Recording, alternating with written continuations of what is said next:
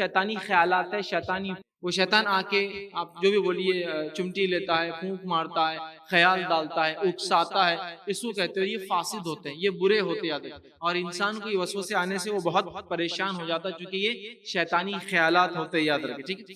اور اس کے آنے کی مختلف وجوہات ہو سکتی ہیں، انشاءاللہ اس کی تفصیلات میں ہم بعد میں جائیں گے، لیکن یہ انسان کو اتنا پریشان کر دیں کہ کبھی کبھار لوگ نمازیں پڑھنا چھوڑ دیتے ہیں، اس لیے کہ وسوسے بہت آ رہے ہیں۔ کبھی کبھار ہوتا یہ کہ لوگ سوسائڈ کی حد تک چلے جاتے ہیں، مطلب خیالات اتنے برے اللہ کے بارے میں، والدین کے بارے میں، بچوں کے بارے میں، خود کے بارے میں، مال و دولت کے بارے میں، چیزوں کے بارے میں، اللہ کی کائنات کے بارے میں، فرشتوں کے بارے میں، دین کے بارے میں، نماز کے بارے میں، رسول کے بارے میں، امہات المومنین، کچھ بھی ہو سکتے ہیں، بس کچھ بھی ہو سکتے ہیں، اتنے برے ہوتے ہیں کہ یہ تک سنا گیا کہ لوگ یہ کہتے ہیں کہ نماز پڑھنا چھوڑ دی تو چلیے ایک تو فرض چھوڑا، توبہ کا موقع ہے، لیکن یہ تک سنا گیا کہ لوگ کہتے ہیں کہ دل چاہتا ہے کہ سوسائڈ کر لوں۔ یہ اتنے گھٹیا، اتنے برے، فاسد، اتنے گندے خیالات جو آ رہے ہیں، جو وسوسے آ رہے ہیں، اور یہ بہت بے چین کر دیتے ہیں انسان کو۔ تو یاد رکھیے یہ وسوسے بہت خطرناک چیز ہے، اور اس کے تعلق سے یاد رکھیے یہ شیطان اس طرح سے ڈالتا ہے کہ انسان بے چین ہوتا ہے۔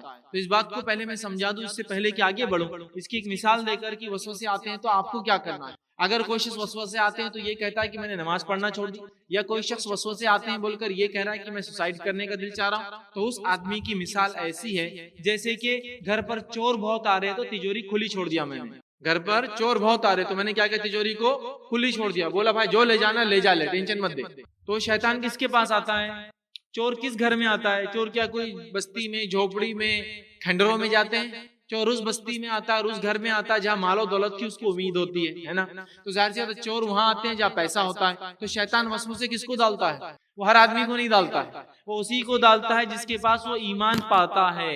تو اگر شیطانی وسوسوں سے نماز چھوڑ دی کہ نماز میں گندے گندے وسوسے آتے ہیں، شیطانی وسوسوں سے دین کی تعلیمات سے دور ہو گئے اس لیے کہ بہت دماغ اس سے خراب ہو جا رہا ہے، تو یہ آدمی کی مثال ایسی ہے جیسے کہ چور بہت آ رہے تھے تو تجوری کھلی چھوڑ دیا میں نے کہ جانے دو کیا کرنا ہے کر لے۔ کوئی بھی انسان عقل مند تجوری کو چور آنے سے کھلی نہیں چھوڑتا، بلکہ چور جب آنا شروع ہوتے حفاظت بڑھا دیتا۔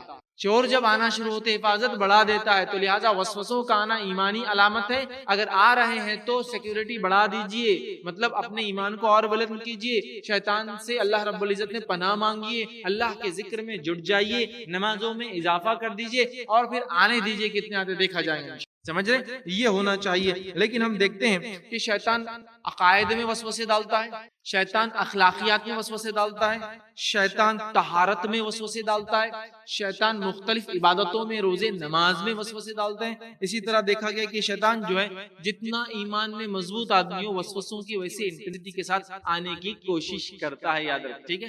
اور اس کا پہلا اٹیک عقائد پر ہوتا ہے۔ فرسٹ اگر عقیدے میں وہ آپ کو گول مول کر دیتا ہے وسوسے ڈال ڈال کے، اللہ کے تعلق سے، اس کے اسماء صفات کے تعلق سے، اس کے رب ہونے کے تعلق سے، تو باقی وسوسے اس کے لیے ایزی ہو جاتے ہیں۔ لیکن اگر وہ پہلے اللہ کے معاملے میں ڈالتا ہے، آپ نے وہ فیس پار کر لیا تو پھر وہ عبادت میں ڈالیں گے، وہ فیس پار کر لیا اخلاقیات میں ڈالیں گے، وہ فیس پار کر لیا طہارت میں ڈالیں گے، کیونکہ آپ کے مرنے تک اور میرے مرنے تک اس نے تو ہمارا پیچھا چھوڑنا نہیں ہے، وہ تو رب سے وعدہ کر کے آیا۔ تو پتہ چلا کہ ہر سٹیج میں وسوسے آئیں گے، اور یہ زندگی کے ابتدائی دور سے شروع ہو جاتے ہیں۔ ایک بچہ جیسے ہی بالغ ہوتا ہے اس میں مختلف قسم کے وسوسے آنا شروع ہو جاتے ہیں، رب کے تعلق سے اور دیگر اسلامی تعلیمات کے تعلق سے۔ تو وہاں سے ہم کو بھی مضبوطی اختیار کرنے کی ضرورت ہے۔ لیکن ہوتا یہ کہ نوجوانوں کو گائیڈ کرنے کے لیے کوئی ہوتا نہیں، لہٰذا ان وسوسوں کو وہ بتا نہیں پاتے، چھپا نہیں پاتے۔ بڑوں سے بولتے تو بڑے بولتے ہٹ گندے خیالات لا رہا، فالتو قسم کا لڑکا، چل بھاگ یہاں سے۔ اب وہ بولتا ہے بڑوں بھی اس میں حل نہیں نکالیں گے، علماء سے کوئی تقریر یا ایسی کوئی بات سننے نہیں آ رہی، کتاب کوئی ایسی ملتی نہیں، کوئی موضوع ہم کو ملتا نہیں۔ نتیجہ یہ ہوتا ہے کہ وہ اس وسوسوں میں گھلتے چلے جاتے ہیں، گھلتے چلے جاتے ہیں، اور اپنی نفس کو برباد کرتے چلے جاتے ہیں۔ تو یاد رکھیے یہ بہت ضروری ہے کہ وسوسوں کے تعلق سے ہم بہت محتاط رہیں۔ اسی طرح وسوسے ایسے بھی آتے ہیں، کبھی اللہ تیرے اعمال قبول نہیں کر رہا، کیا فائدہ اتنے اعمال کر کے، اگر اتنے اعمال کرانا تھا تو اللہ تعالیٰ کو، ہے نا، مطلب مختلف، کبھی یہ کہیں گا کہ اللہ قبول نہیں کرتا، کبھی یہ کہیں گا اتنا تو نے کیا، فائدہ کیا ہوا اس کا تجھے۔ ایک وسوسہ ہے کہ کیوں کر رہا ہے، دوسرا وسوسہ ہے کہ اتنا کرنے کے بعد ملا کیا تجھے. تو لہٰذا شیطان چھوڑتا نہیں ہے اور مختلف وسوسوں کو ڈالتے رہتا ہے، یاد رکھیں ٹھیک ہے. اور یہ وسوسے بہت ساری بیماریوں کا سبب بن جاتے ہیں. یہ وسوسے بہت ساری ہیومن فزیکل ڈیسیزز، مطلب ایسی بیماریاں جو جسمانی ہوتی ہیں اس کی وجہ یہ وسوسے بنتے ہیں. اسی طرح ہم دیکھتے ہیں کہ دلوں میں وہم ڈالتا ہے، بیماریوں کی وجہ بنتے ہیں وسوسے. دلوں میں وہم شک شبہ ڈالتا ہے. اسی طرح جو سینوں میں تنگی پیدا کر دیتے ہیں یہ وسوسے، مطلب انسان اچاٹ ہو جاتا ہے، مایوس ہو جاتا ہے، یاد رکھیے. اسی طرح جو خوف اور رعب پیدا کر دیتے ہیں، مطلب کبھی کبھار خامخواہ کا خوف اور کبھی کبھار خامخواہ کا رعب پیدا کر دیتے ہیں. اسی طرح موجودہ حالات سے انسان پریشان ہو اٹھتا ہے. اسی طرح آنے والے حالات سے وہ ڈرنے لگتا ہے. اسی طرح دنیا کی زندگی خوف کے ساتھ وہ جیتا ہے اور سخت مشکلات کا سامنا کرتے ہوئے زندگی کا ہر قدم آگے بڑھاتا ہے. ہاں، کسی کو اس کا اٹیکس تھوڑے لائٹ ہوتے ہیں، کسی کو اس کے اٹیک تھوڑے مائلڈ یا میڈیم سائز کے ہوتے ہیں، اور کسی کو اٹیک بڑے کرتا ہے. لیکن ہر اٹیک کی شروعات چھوٹے سے کرتا ہے، اور دھیرے دھیرے جب آپ اس کے چنگل میں آتے رہتے ہیں، چنگل میں آتے رہتے ہیں، چنگل میں آتے رہتے ہیں، اس کے اٹیکس کا سائز بڑھتا چلا جاتا ہے، بڑھتا چلا جاتا ہے، بڑھتا چلا جاتا ہے. ایک سمے ایک وقت ایسا آ جاتا ہے انسان ایک قدم رکھنے سے پہلے 10 بار سوچتا ہے کیا کروں، چونکہ اس کو وسوسے چالو. اس کے اقسام انشاءاللہ میں بیچ بیچ میں رکھوں گا، تب آپ کو ڈیٹیلز انشاءاللہ اس کی پتہ چلے. لیکن اس سے پہلے کہ میں آگے بڑھوں، ایک کلیریفیکیشن یہاں دے دیتا ہوں. یہ حدیث انشاءاللہ سمجھ میں آ جائے تو آدھے وسوسوں زیادہ کا حل تو ہی مل جائے گا ہم کو. حدیث کیا ہے سنیے. وسوسے کیا ہے پہلے وہ سمجھ گیا. یہ شیطانی خیالات ہے، سوچ ہے، یہ مائنڈ میں آنے والی چیز ہے. انکانشیس کانشیس جو بھی ہوتا ہے، جان بوجھ کے انجانے میں آتے ہیں، خیالات ہے. پہلی بات سمجھ گیا. اب یہ خیالات کے بارے میں نبی اکرم صلی اللہ علیہ وسلم کیا فرماتے؟ یہ شریعت جو ہے نا بہت پاکیزہ اور بالکل ہیومن نیچر کے مطابق دی گئی شریعت ہے، چونکہ دینے والا رب العزت ہے جو جانتا ہے انسانوں کو کس چیز کی ضرورت ہے. تو بہرحال یہ وسوسے جو ہوتے ہیں یاد رکھیے، یہ بہت ساری پھر مشکلات انسانی زندگی میں پیدا کرنا شروع کر دیتے ہیں. یاد رکھیے ان کی ابتدا. تو پہلے وہ خیالات کے بارے میں حدیث سن لیتے ہیں انشاءاللہ، پھر بعد میں اس کی انشاءاللہ عزیز تفصیلات دیکھیں گے. آئیے پہلا صحیح مسلم کی روایت ہے، نبی اکرم صلی اللہ علیہ وسلم فرما رکھا، بے شک اللہ تعالیٰ میری امت کے لوگوں میں پیدا ہونے والے، بے شک اللہ تعالیٰ میری امت کے پیدا ہونے والے لوگوں میں برے خیالات سے درگزر کریں گا. میری امت مطلب نبی اکرم صلی اللہ علیہ وسلم فرما رہے جتنے لوگ امت محمدیہ میں ہوں گے ان کی سوچ پر انشاءاللہ ان کی پکڑ نہیں ہونے والی. جتنے برے خیالات کس کے بارے میں بھی آتے ہو، اللہ کے بارے میں، رسول کے بارے میں، دین کے بارے میں، ماں باپ کے بارے میں، بچوں، سب کے لیے معافی ہے. تو پہلے تو یہ سمجھ جائیے صرف سوچ کی وجہ سے اللہ پکڑ نہیں کرتا. تو ڈپریس مت ہوئیے، پریشان مت ہوئیے. ہاں یہ خیالات میں نہیں کہہ رہا ہوں کہ آنے دیجئے، اس کو بھی روکیں گے، اس کا سولوشن آگے آئے گا، بٹ اس کے آنے سے پریشان مت ہوئیے. اللہ تعالیٰ اس امت کے فاسد خیالات پر پکڑ نہیں کرتا. کب تک؟ وہ بھی سن لیجئے. نہیں کرتا جب تک کہ وہ خیالات کے مطابق عمل نہ کر لے. مثال کے طور پر کسی انسان نے یہ سوچا کہ میں چوری کر لیتا ہوں کسی کو، پھر کہا توبہ، اچھا خیال نہیں، چوری نہیں کرتا، ہو گیا. اب اس کو کوئی گناہ نہیں ملے گا چوری کا سوچنے کا، سمجھا. لیکن جیسے ہی اس نے چوری کر لی تو گناہ مل گیا. کب تک گناہگار نہیں ہے امت محمدیہ کا کوئی بھی مرد، کوئی بھی عورت، کوئی بھی بچہ، کوئی بھی بوڑھا؟ جب تک کہ وہ کسی خیالات پہ اللہ پکڑ نہیں کرے گا. کب تک کہ جب تک کہ عمل نہ کر لے. تو آپ فاسد خیالات، وسوسے دل میں ہی ہے نا، خیال ہی ہے نا.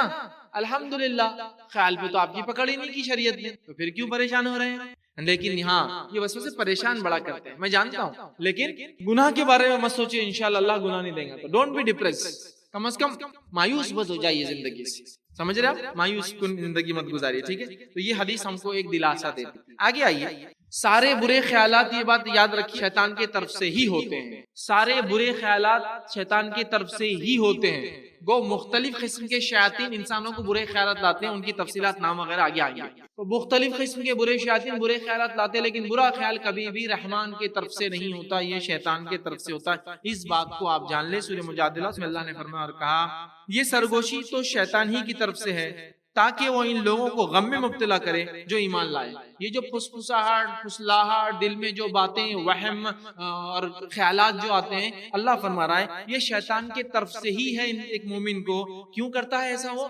شیطان ایسا کر کے مومن کو غم زدہ کرنا چاہتا ہے. غم زدہ مطلب ایک طرح سے عام زبان میں کو ڈپریس کر دینا، غمگین کرنا چاہتا ہے. تو شیطان کی طرف سے وسوسوں کے ذریعے مجھے غم زدہ کرنا چاہتا ہے. ایگزامپل دیتا ہوں میں آپ کو بات سمجھنے کی. میرے وسوسے کی قسمت، میرا مطلب میں ایگزامپل میں اپنے آپ کو ڈال رہا ہوں، یہ میرا نہیں ہے، ٹھیک ہے. سمجھ لیجیے میرا ایک وسوسہ ہے کہ میں یہ سوچتا ہوں کہ میرے گھر سے اگر بچے نکل جائیں گے تو ان کی موت ہو جائیں گی. کچھ لوگوں کا ایسا ہوتا ہے اور بس یہی خیال ان کو تنگ کرتے رہتا ہے. اب بچے چلے گئے نا, اب موت کی خبر آتی ہے, اب بچے چلے گئے نا, موت کی خبر آتی ہے. یا دوسرا, اب میں مر جاتا کہ میں مر جاؤں گا تو میری بیوی کتنا روئیں گی نا میرے پہ, پھر لوگ دکانیں بند رکھیں گے میرے محلے والے اس دن, اور خود ہی رو رہا, مطلب خود ہی سوچ رہا موت کا, خود ہی رو رہا موت پہ. یہ وسوسہ ہے, یہ وسوسہ ہے. کیوں ڈال رہا ہے شیطان؟ اب کتنا غمگین ہو جاتے ہیں آپ جب اپنی موت کا سوچتے, بچوں کی موت کا سوچتے, غمگین. یہ وسوسہ, ایکسیڈنٹ ہو جائیں گا, اس کا پیر تو کٹ جاتا, میرے کو ایسا لگ رہا, اب نئی بائک لیے نا ٹرک کے نیچے آ جاتا, میرے کو ایسا لگ رہا, فلاں کیے نا ایسا ہو جاتا, میرے کو لگ رہا. یہ اس سے ہوتا کیا ہے, آپ غمگین ہو جاتے ہیں, اپسیٹ ہو جاتے ہیں, ڈپریس ہو جاتے ہیں. تو یہ اللہ فرما رہا ہے, یہ سرگوشی, یہ وسوسے شیطان کی طرف سے, یہ تاکہ مومنوں کو ان وسوسوں کے ذریعے غم زدہ کر دے, ڈپریس کر دے, اپسیٹ کر دے. لائف جو خوشنما ہے اس خوشنما زندگی کو جو ہے خراب کر دے, ان کی برباد کر دے. تکلیف کا فیض زندگی میں ایک بار آتا ہے لیکن خوشیاں روز رہتی ہے, لیکن یہ وسوسے روز تکلیف دیتے ہیں. جو غم ہوتا ہے اس دن ڈبل تکلیف ہوتا ہے, چھوڑتے نہیں ہیں. ٹھیک ہے, تو یہ اللہ کی طرف سے نہیں, شیطان کی طرف سے. پھر فرمایا حالانکہ وہ اللہ کے حکم کے بغیر انہیں ہرگز کچھ نہیں کر سکتا. شیطان بھی اللہ کے حکم کے بغیر لیکن ہرگز کچھ نہیں کر سکتا, کوئی نقصان نہیں پہنچا سکتا, اور اللہ ہی پر بس لازم ہے مومنوں کو کہ وہ بھروسہ کرے. تو ہمارا کام ہے ہم کس سے بھروسہ کریں, اللہ پر. ان وسوسوں کا ٹینشن بالکل نہ لیں. لیکن آج میں دیکھتا ہوں اکثر مرد اور عورتیں صرف ان وسوسوں میں ہی پریشان ہیں. ریئل لائف میں دنیا بالکل جس کو کہیں گے رونق دار ہے, لیکن دل میں اندھیرا بھرا ہوا ہے ان وسوسوں کی وجہ سے. تو بہرحال اس سے نکلنے کی میں جو ہے بہت سخت ضرورت ہے. آئیے آگے بڑھتے ہیں. آدم علیہ الصلوۃ والسلام کو شیطان نے جو پہلا کام کیا, اور جس کام کی وجہ سے کیا کیا, جنت سے نکال دیا, وہ کام کیا تھا آپ سب جانتے ہیں. اللہ رب العزت نے قرآن میں فرمایا کہ آدم علیہ الصلوۃ والسلام پہ سب سے پہلے شیطان نے جو کام کیا وہ کیا تھا, یہی تھا وسوسہ. اور اس کی تفصیلات اللہ رب العزت نے سورہ اعراف سورہ نمبر 7 آیت نمبر 20 میں فرمایا, وسوس لهم الشیطان, اور شیطان نے آدم علیہ الصلوۃ والسلام کے دل میں وسوسہ ڈالا. کیا کہا کہ اے آدم, اگر تم اور تمہاری بیوی اس جھاڑ کا پھل کھا لیں گے تو کیا ہوگا, تم فرشتے بن جائیں گے اور تمہاری ہمیشہ والی زندگی ہوگی, اور ایسی ملکیت ملیں گی جو کبھی ختم نہ ہوں گی. تو تمہارے کو ایسی ملکیت ملیں گی جو ختم نہ ہوں گی, اور تمہیں اللہ ہمیشہ کی زندگی دیں گا. کیا کرو گے, تو جھاڑ کے پھل کھاؤ گے. تو یہاں کیا کیا شیطان نے وسوسہ ڈالا, کیا کیا وسوسہ ڈالا آدم علیہ الصلوۃ والسلام کے دل میں. تو یہاں دیکھیے جنت سے جب آدم علیہ الصلوۃ والسلام نکالے گئے, پہلا شیطان کا تیر جو ان کو لگا وہ وسوسے کے ذریعے تھا. اسی لیے اللہ رب العزت نے ایک سورت ہی نازل کر دی اپنے آپ کو حفاظت کرنے کے لیے وسوسوں سے. ٹھیک ہے, تو وسوسے خطرناک چیز ہوتی ہے, بہت سارے جرم جرائم برائیاں اسی سے شروع ہوتی ہے. آئیے وسوسے کا سبب کیا ہے, تو اس کے 3 سبب ہم دیکھیں گے. 3 ریزنز, بیسک ریزنز ہے. ضروری نہیں انسان اور اس کے سماج اس کے حالات سے ریزنز چینج ہو سکتے ہیں, بٹ میں جو ریزن لوں گا وہ ریلیجیس ریزن ہوں گے, مذہبی. اس کے کیا ریزن ہے؟ پہلا سبب یہ ہے کہ ہم سب کو دین کے بارے میں علم نہیں ہے, یا جس کو بولیں گے دین کے بارے میں جہالت. علم کا الٹ جہل ہوتا ہے. دین کے بارے میں جہالت سب سے بیسک, سب سے بڑا ریزن ہے کہ وسوسے ہمارے دلوں میں آتے ہیں. وسوسے آتے ہیں, اچھا آنا تو فطرت ہے, شیطان تو کرتا رہے گا, بٹ گھر کر جاتے ہیں, بس جاتے ہیں, رہ جاتے ہیں, اور اس کے مطابق زندگیاں گزر جاتی ہے. ٹھیک ہے, تو پہلا جہالت. جہالت سب سے بڑا, سب سے بیسک ریزن ہے وسوسوں کا آنے کا. اور ابن جوزی رحمہ اللہ تلبیس الابلیس اپنی کتاب میں لکھتے اور فرماتے ہیں کہ سب سے بڑا جو ہے دروازہ جس کے ذریعے ابلیس انسان پر داخل ہوتا ہے وہ جہالت ہے, اور وہ اس جہالت کی وجہ سے ان لوگوں پر غلبہ پا لیتا ہے. تو سب سے بڑا دروازہ جس دروازے سے ابلیس جو ہے انسانوں پر داخل ہوتا ہے, وہ داخل ہونے کا دروازہ جہالت ہے. میری جہالت ہی میری سب سے بڑی دشمن ہے. میرا نالج نہ ہونا کسی مسئلے کے بارے میں ہی میرا سب سے بڑا دشمن ہے, جس کے نتیجے میں شیطان آ کر مجھ پہ حاوی ہو جاتا ہے. پہلا ریزن جہالت.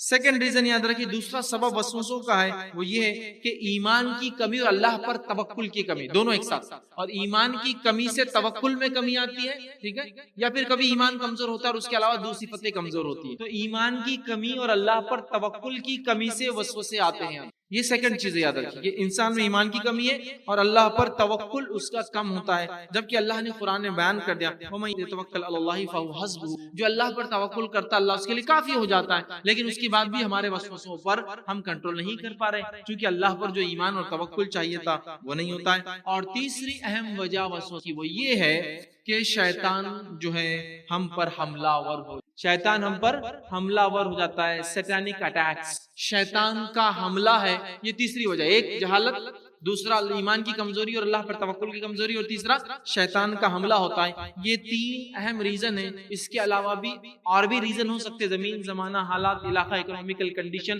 سماج کے حساب سے چینج ہوتا جائے گا، ٹھیک، لیکن یہ تین بیسک ریلیجس ریزن ہیں جس وجہ سے وسوسے ہم میں زیادہ آتے ہیں اور ہم وسوسے مبتلا ہو جاتے ہیں، شیطان بآسانی ہم پہ وسوسے ڈال دیتا ہے۔ آئیے آگے بڑھتے ہیں۔ سب سے پہلا وسوسہ جو آتا ہے انسان کو، یا سب سے خطرناک وسوسہ جو آتا ہے انسان کو، یا سب سے بڑا وسوسہ جس سے میں اور آپ پریشان ہوتے ہیں، وہ وسوسے سے بات کو آگے بڑھا۔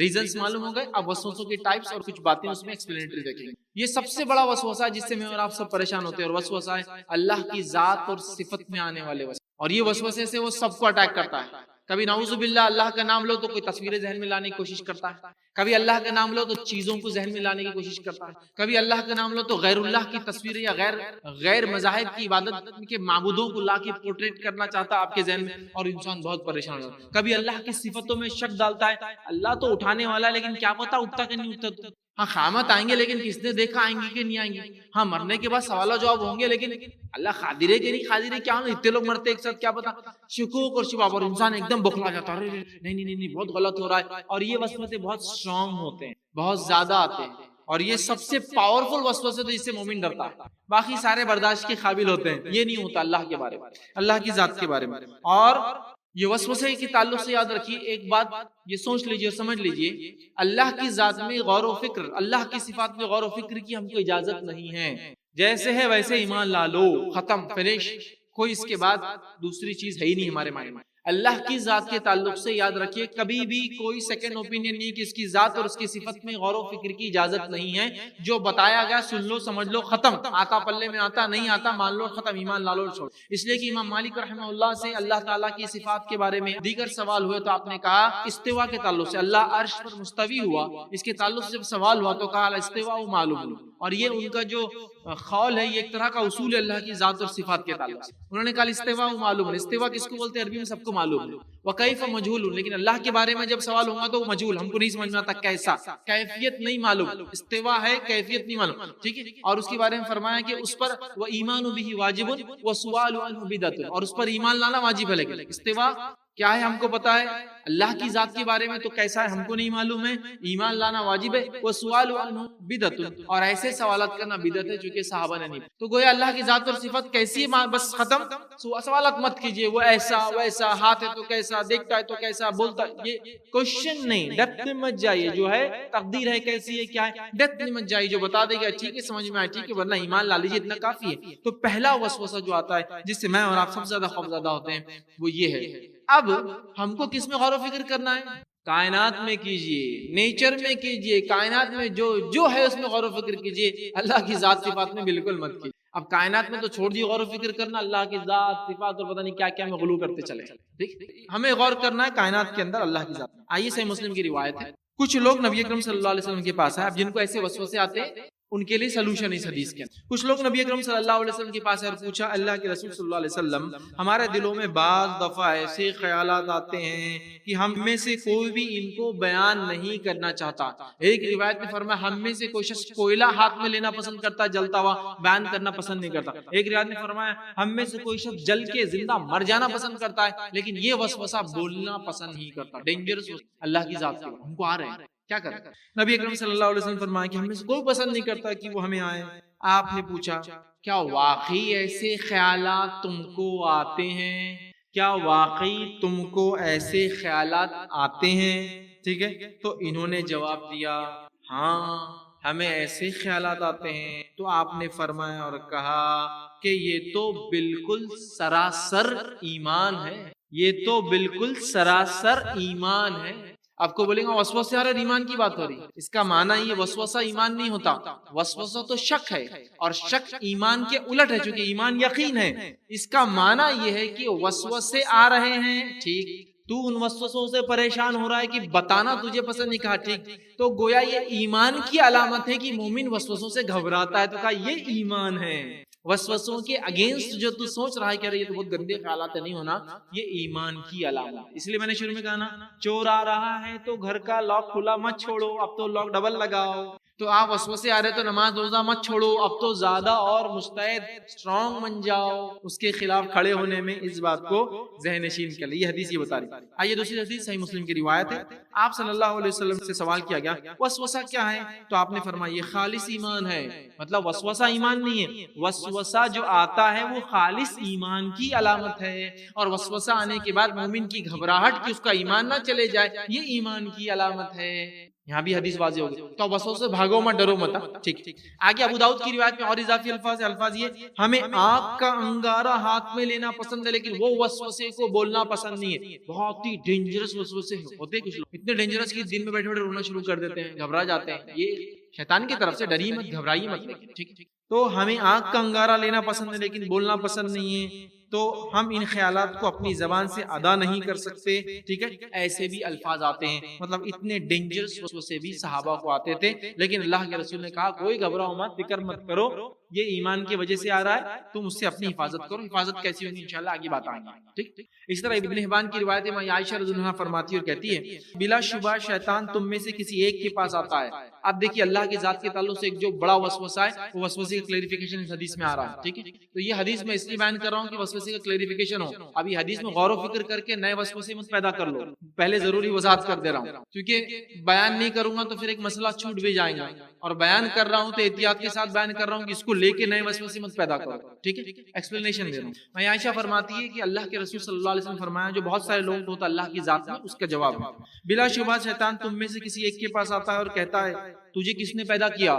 کسی ایک کے پاس آ کے بولتا ہو کریٹڈ یو، کس نے پیدا کیا تجھے؟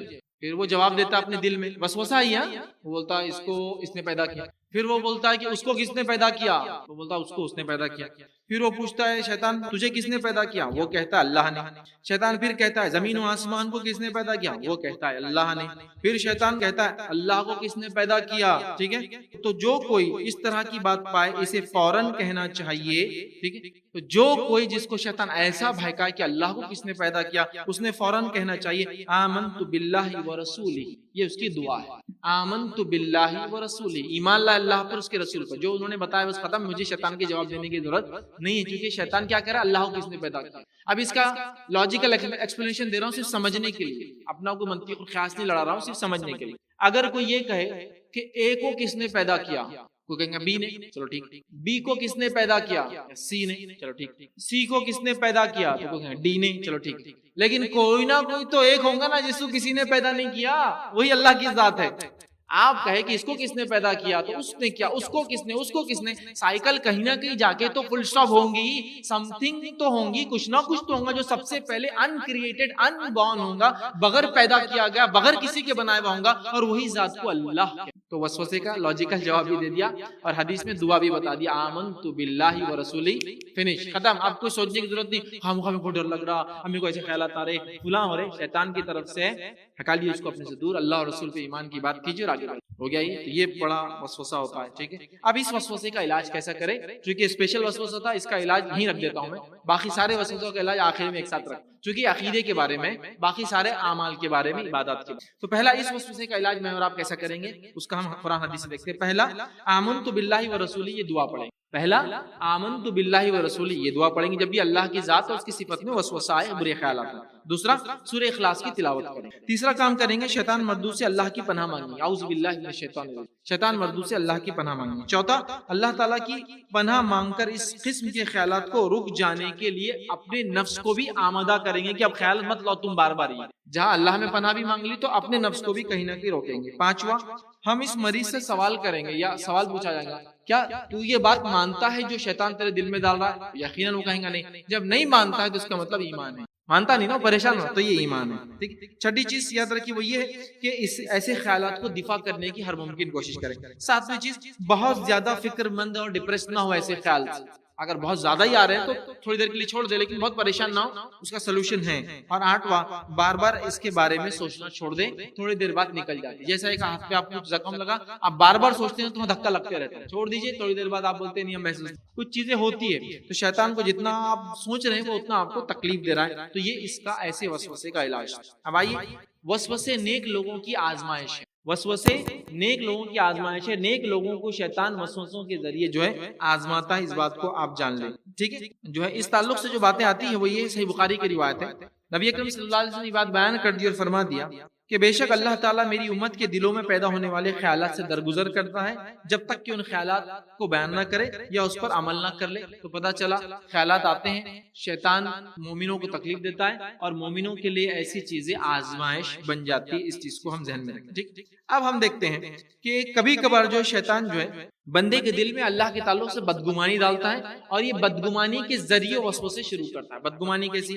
اللہ تجھے کبھی نہیں بخشے گا، ارے تیرے دل میں تو ایمان ہی نہیں ہے کہ تو تیرے کو وسوسے نہیں آ رہے، ابھی حدیث سنا نا تو نے، ایمان سے وسوسے آتے ہیں، تیرے دل میں تو نہیں کبھی تک وسوسہ نہیں آیا، ٹھیک ہے۔ اسی طرح جو ہے تیری موت جو ہے کفر پہ ہونے والی ہے، خاموخواہ ڈال رہا ہے تیری موت دیکھ کفر پہ ہونے والی، تو تب عبادت کر لے تو مرے گا تو کافر ہی مرے گا، اب آدمی گھبرا رہا ہے۔ اسی طرح کبھی وہ کرتا ہے تیری توبہ اللہ قبول ہی نہیں کرتا، آدمی بولتا نہیں کرتا، کرتا ہے تو پھر کہاں ہے اس کا ریسیپٹ، کہاں ہے جواب، کہاں ہے اس کا؟ آدمی بول رہا کیسا معلوم کروں میری توبہ قبول ہی نہیں، ٹھیک۔ اسی طرح کرتا ہے تیری اطاعت اور بندگی کا تیرا کیا فائدہ، اگر وہ نوٹ نہیں ہوا تو آخر میں اگر اللہ نے بول دیا تو نے کچھ نہیں کیا تو کیا کریں گا؟ یہ ساری چیزیں نا امیدی والی بات۔ ارے تو نے کب سے دعائیں مانگی؟ ہاں بہت مانگی نا، سنا کہ اللہ نے ایک بار بھی، کیا کے چکر میں جا رہا ہے، یہ نہیں سنتا اللہ، اس کے لیے تو کفر کر بدعت کر، جب سنیں گا تیری بات۔ تو اس طرح کی نا امیدیاں اللہ کے تعلق سے آتا ہے، یاد رکھیے۔ اسی لیے پہلی چیز وسوسے مبتلا لوگ اور عام لوگ اللہ کے تعلق سے حسن ظن اچھا گو، تو وسوسے بہت حد تک کنٹرول ہو جاتے ہیں۔ اب وسوسوں کی دوسری قسم، بڑی قسم اور میجورٹی آف وسوسے ایسے ہی آتے ہیں اللہ کی ذات کے بعد۔ اب سیکنڈ جو پوائنٹ ہم دیکھ رہے ہیں جو میجر وسوسے آتے ہیں وہ کیا ہے؟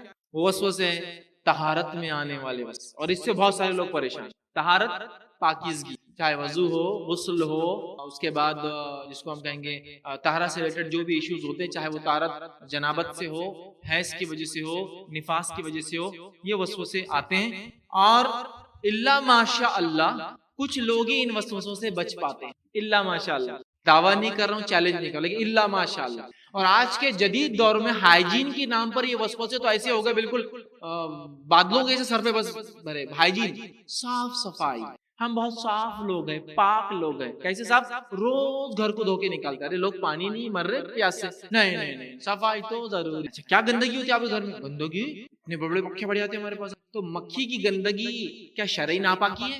ٹھیک ہے، اس سے بیماریاں ہو سکتی ہیں، لیکن کیا شرعی ناپاکی ہے؟ نہیں نہیں نہیں بھائی، وہ تو ہمارا دل اس کے بغیر نہیں لگے گا، ایسی زمین پہ نماز پڑھنا دل نہیں بولے گا، ایسی زمین بیٹھنا دل نہیں بولے گا، ایسی زمین کھانا دل نہیں بولے گا، ایسی جگہ جانا دل نہیں بولے گا، فلاں ہوگا فلاں۔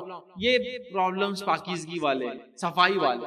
اکثر وساوس عقیدے کے بعد جو سیکنڈ فیز ہے وہ طہارت میں آتے ہیں، اور طہارت میں کیوں آتے ہیں اس کی وضاحت بھی کر دیتا ہوں، کیونکہ طہارت چابی ہے ساری عبادتوں کی۔ طہارت ہوں گی تو نماز ہوں گی، طہارت ہوں گی تو حج ہوگا، ہے نا، ناپاک حالت میں حج نہیں ہوگا۔ تو طہارت بیس ہے، تو شیطان کبھی بھی بنیادوں پہ اٹیک کرتا ہے، ٹھیک ہے، برانچ سے نہیں کرتا ہے، جڑوں پہ کرتا ہے۔ عقیدے پہلے خراب کرتا ہے تاکہ عقیدہ خراب ہوگا تو عمل کرتے رہے، کتنے کرنا اللہ قبول نہیں کرنے والا۔ تو یہاں جب فرسٹ فیز میں عقیدے پہ کیا الحمدللہ آپ بچ گئے، تو سیکنڈ فیز پہ اترتا ہے، بولتا عبادت تو سڑا کے رہوں گا، اسی خراب کر کے رہوں گا، بیکار کر کے۔ پاکیزگی والا ایک ایک الگ الگ لوگوں انشاءاللہ اس میں ایکسپلینیشن دیتا جاؤں گا، ٹھیک ہے۔ طہارت کے معاملے میں یاد رکھیے آنے والے وسوسوں کو ہر ممکن کوشش کرے کہ روک لے، ورنہ یہ بہت ہانی کارک اور گھاتک ثابت ہوتے ہیں، بہت زیادہ انجریس ثابت ہوتے ہیں آپ کی آگے کی زندگی کو، یہ بات بتا دوں، ٹھیک ہے۔ اسی طرح شیطان بدعت کے تعلق سے وسوسے ڈالتا ہے کہ بدعت کر لے تو یہ اچھا ہے۔ ایسا ایگزامپل میں اس کا اگر دوں تو بعض لوگوں کو یہ گمان ہوتا ہے، یہ خیال ہوتا ہے کہ رسول اللہ صلی اللہ علیہ وسلم نے ایک مد میں وضو کیا اور ایک سا میں غسل کیا، ایک مد پانی میں وضو کیا اور ایک سا پانی میں غسل کیا۔ ایک مد پانی ہوتا ہے 450 ملی لیٹر سے لے کر 500 ملی لیٹر، آدھا لیٹر یا اس سے کم کو کہتے ہیں ایک مد عربی میں، اور ایک سا ہوتا ہے 2000 مطلب 2250 ملی لیٹر سے لے کر 2500 ملی لیٹر کے بیچ میں، مطلب پونے سوا دو سے لے کر 2.5 لیٹر پانی میں۔ تو نبی اکرم صلی اللہ علیہ وسلم نے آدھے لیٹر سے کم میں وضو کیا اور 2.5 لیٹر سے کم میں غسل کیا، اور یہ غسل جنابت کیا، ایسا غسل جو ہم بستری کی وجہ سے واجب ہو جاتا ہے، غسل جنابت جس میں جڑوں تک پانی جانا ضروری ہے۔ اب شیطان کیا وسوسہ ڈالتا سنیے، 500 ml میں کوئی وضو ہوتا کیا؟ تو کھول نل، کھول فل پریشر سے، سر سر سر سر سر سر، کہاں سے ہوں گا 500 میں؟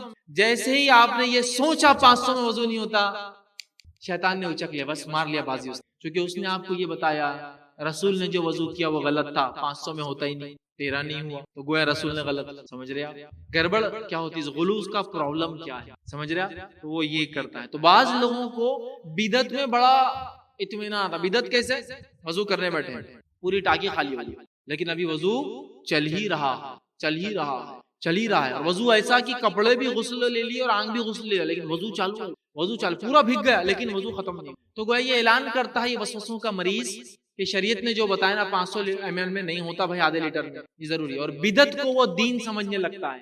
اور جو لوگ اگر 500 ml میں وضو کر لے تو بولتا ہے ایسے گندے لوگ ہیں 500 ml میں وضو کر.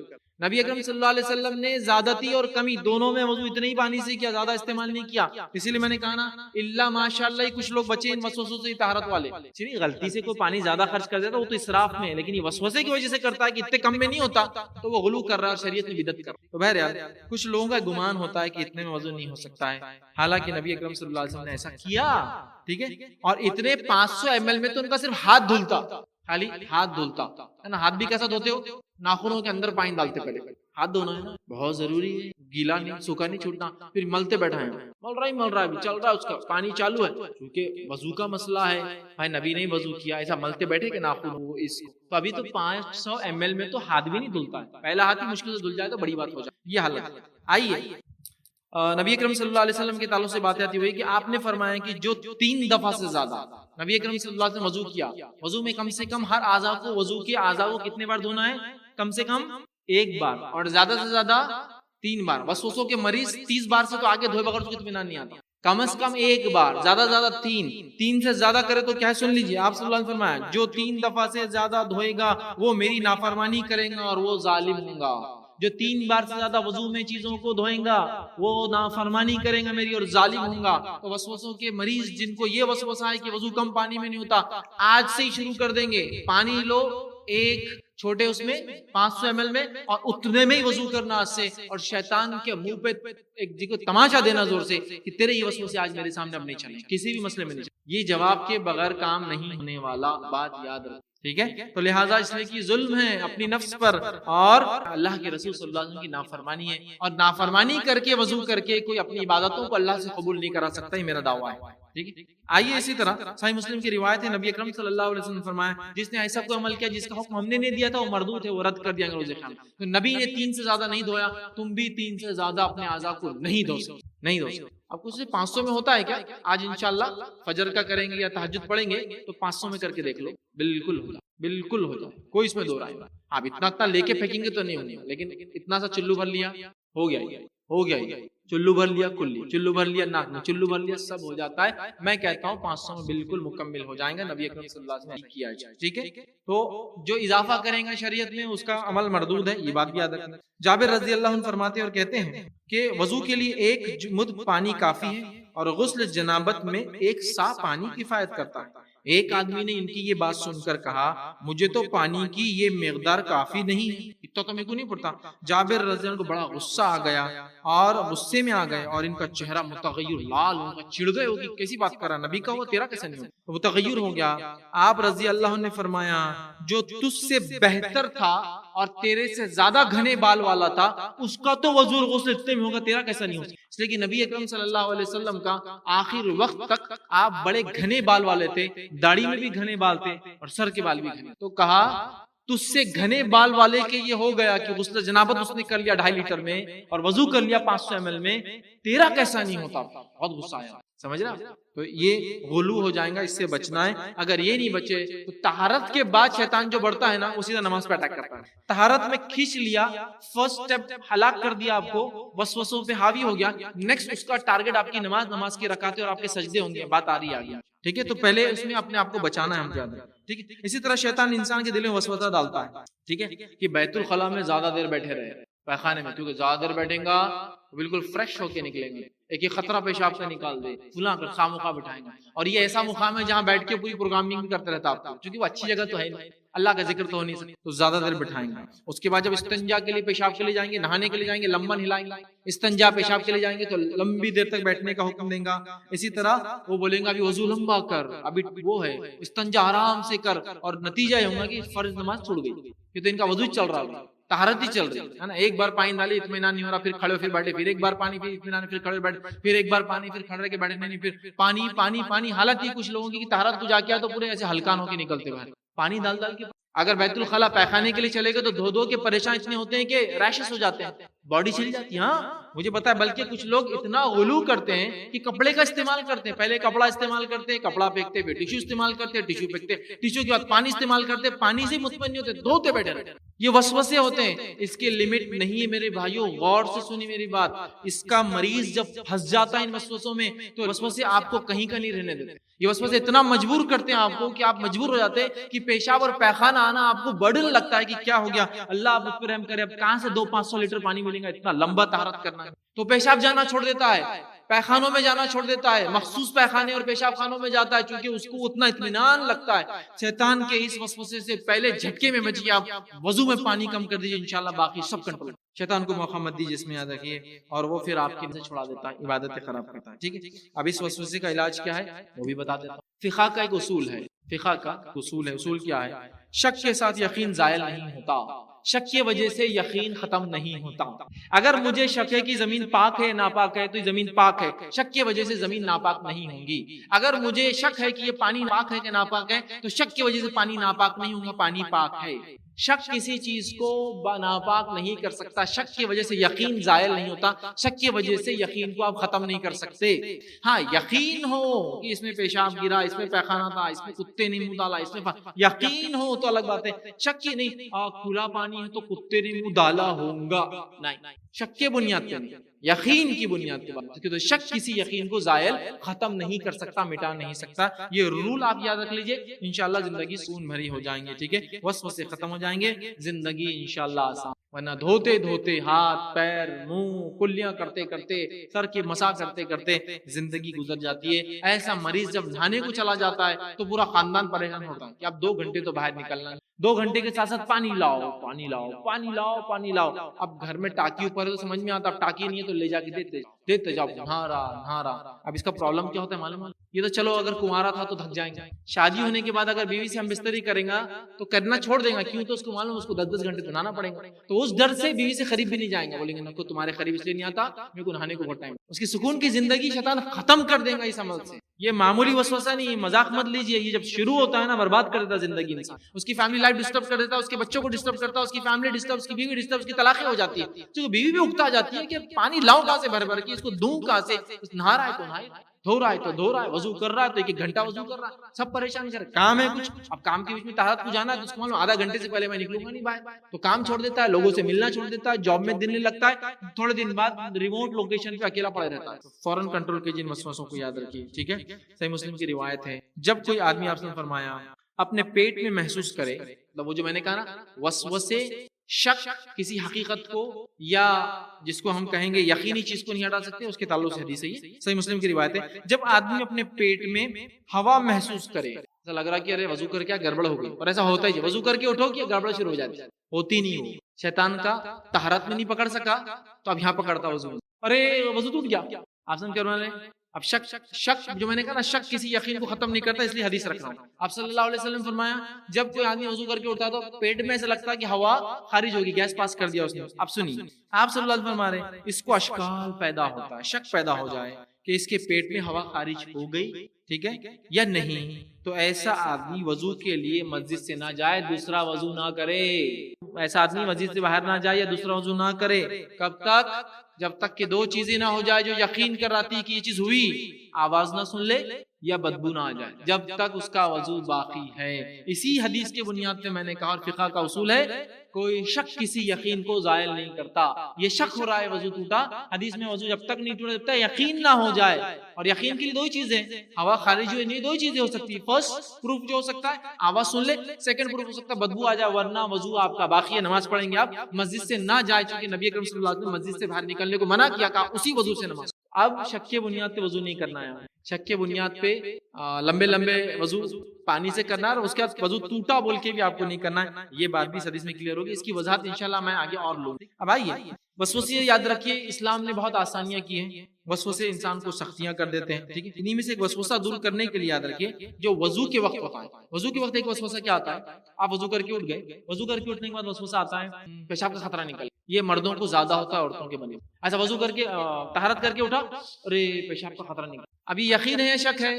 اگر شک ہے تو اوپر والی حدیث لاگو ہوں گی، جب تک یقین نہ ہو جائے کوئی ایکشن نہیں لینا ہے آپ کو، دوبارہ جانا ہی نہیں پانی ڈالنا۔ بہت سے لوگ طہارت خانے سے باہر نکلتے پھر اندر، پھر باہر، پھر اندر، چونکہ اس کو شک ہوگا، پھر باہر، پھر اندر، تو لوگ بولتے بھیا تو بیٹھ جا اندر آرام سے، یہ ڈیڈیکیٹڈ تیرے لیے طہارت خانہ ہے، تم کر کے نکلو تو ہوگا، اور وہ کئی بار کرنے کے بعد بھی مطمئن نہیں ہوتا جب تک کہ کوئی پیچھے سے نہ چلائے کیا لگایا رہتی ہے، چل نکل بات، ہاں جا رہا بھیا، اور وہ نماز نہیں پڑھتا، پھر گھر چل جاتا، بولتا ہے میرے کو ابھی بھی شک ہے پیشاب کا خطرہ نکلا ہی بھائی۔ اب اس کو کیسے دور، یہ وسوسہ ہے، اس کے دور کرنے کی طریقہ کیا میں آپ کو بتا دوں، نبی اکرم صلی اللہ علیہ وسلم نے جو آپ کا خود کا بھی کام تھا یہ مستحب بھی ہے، آپ صلی اللہ علیہ وسلم جب بھی پیشاب کرتے تو شرمگاہ پر پانی ڈالتے اور چھینٹے مارتے، چھینٹے، شرمگاہ پہ پانی ڈالا طہارت ہوگی، اور اوپر کپڑے پہ چھینٹے مارتے۔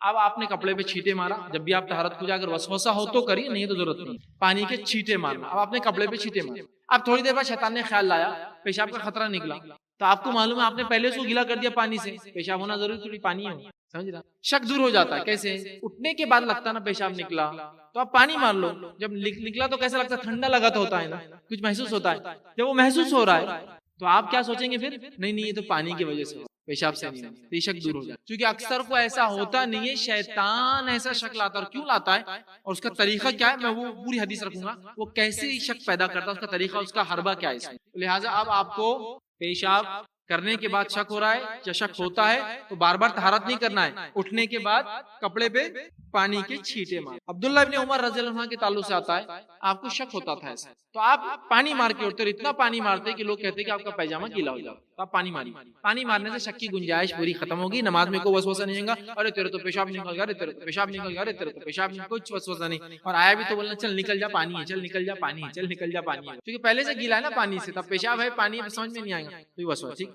اسی طرح ہم دیکھتے ہیں نبی اکرم صلی اللہ علیہ وسلم جب پیشاب کرتے تو وضو کرتے اور جو ہے چھینٹے مارتے۔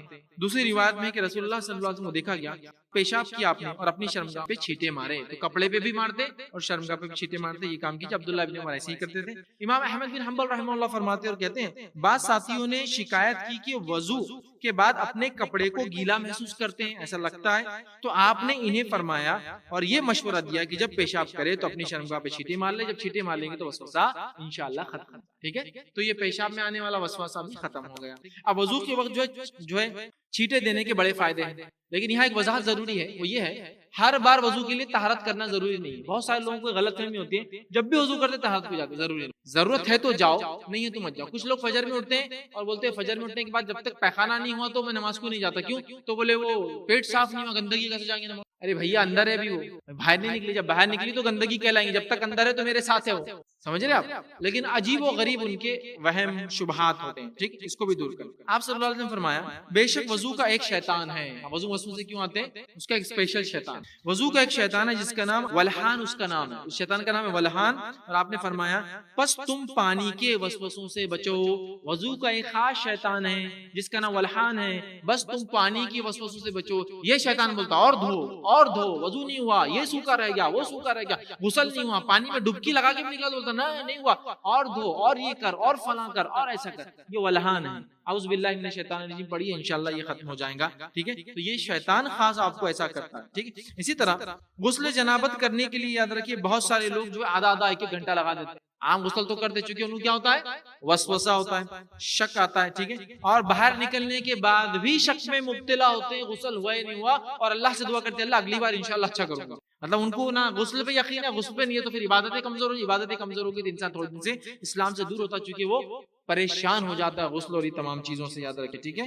تو اس میں بالکل اس کو ضرورت نہیں سوچنے کی، بہت سارے شادی شدہ لوگ ایسے وسوسوں میں آ کے زندگی اپنی برباد کر لیتے ہیں، ان کی بیویاں چھوڑ کے چلی جاتی ہے، چونکہ یا تو وہ دور رہتے ہیں یا تو پھر ایک بار ہم بستری کریں تو کہیں کہیں دن ناپاک سمجھتے ہیں اپنے آپ، ٹھیک ہے، یہ مسئلہ ہوتا ہے۔ عبداللہ رضی اللہ عنہ کے تعلق سے ایک حدیث مروی ہے، حدیث اس طرح سے کہ رسول اللہ صلی اللہ علیہ وسلم نے سعد رضی اللہ عنہ کے پاس سے گزرے تو ان کو وضو میں زیادہ پانی استعمال کرتے ہوئے پایا، تو فرمایا آپ صلی اللہ علیہ وسلم نے پوچھا اے سعد یہ کیا ہے، یہ اسراف کیسا؟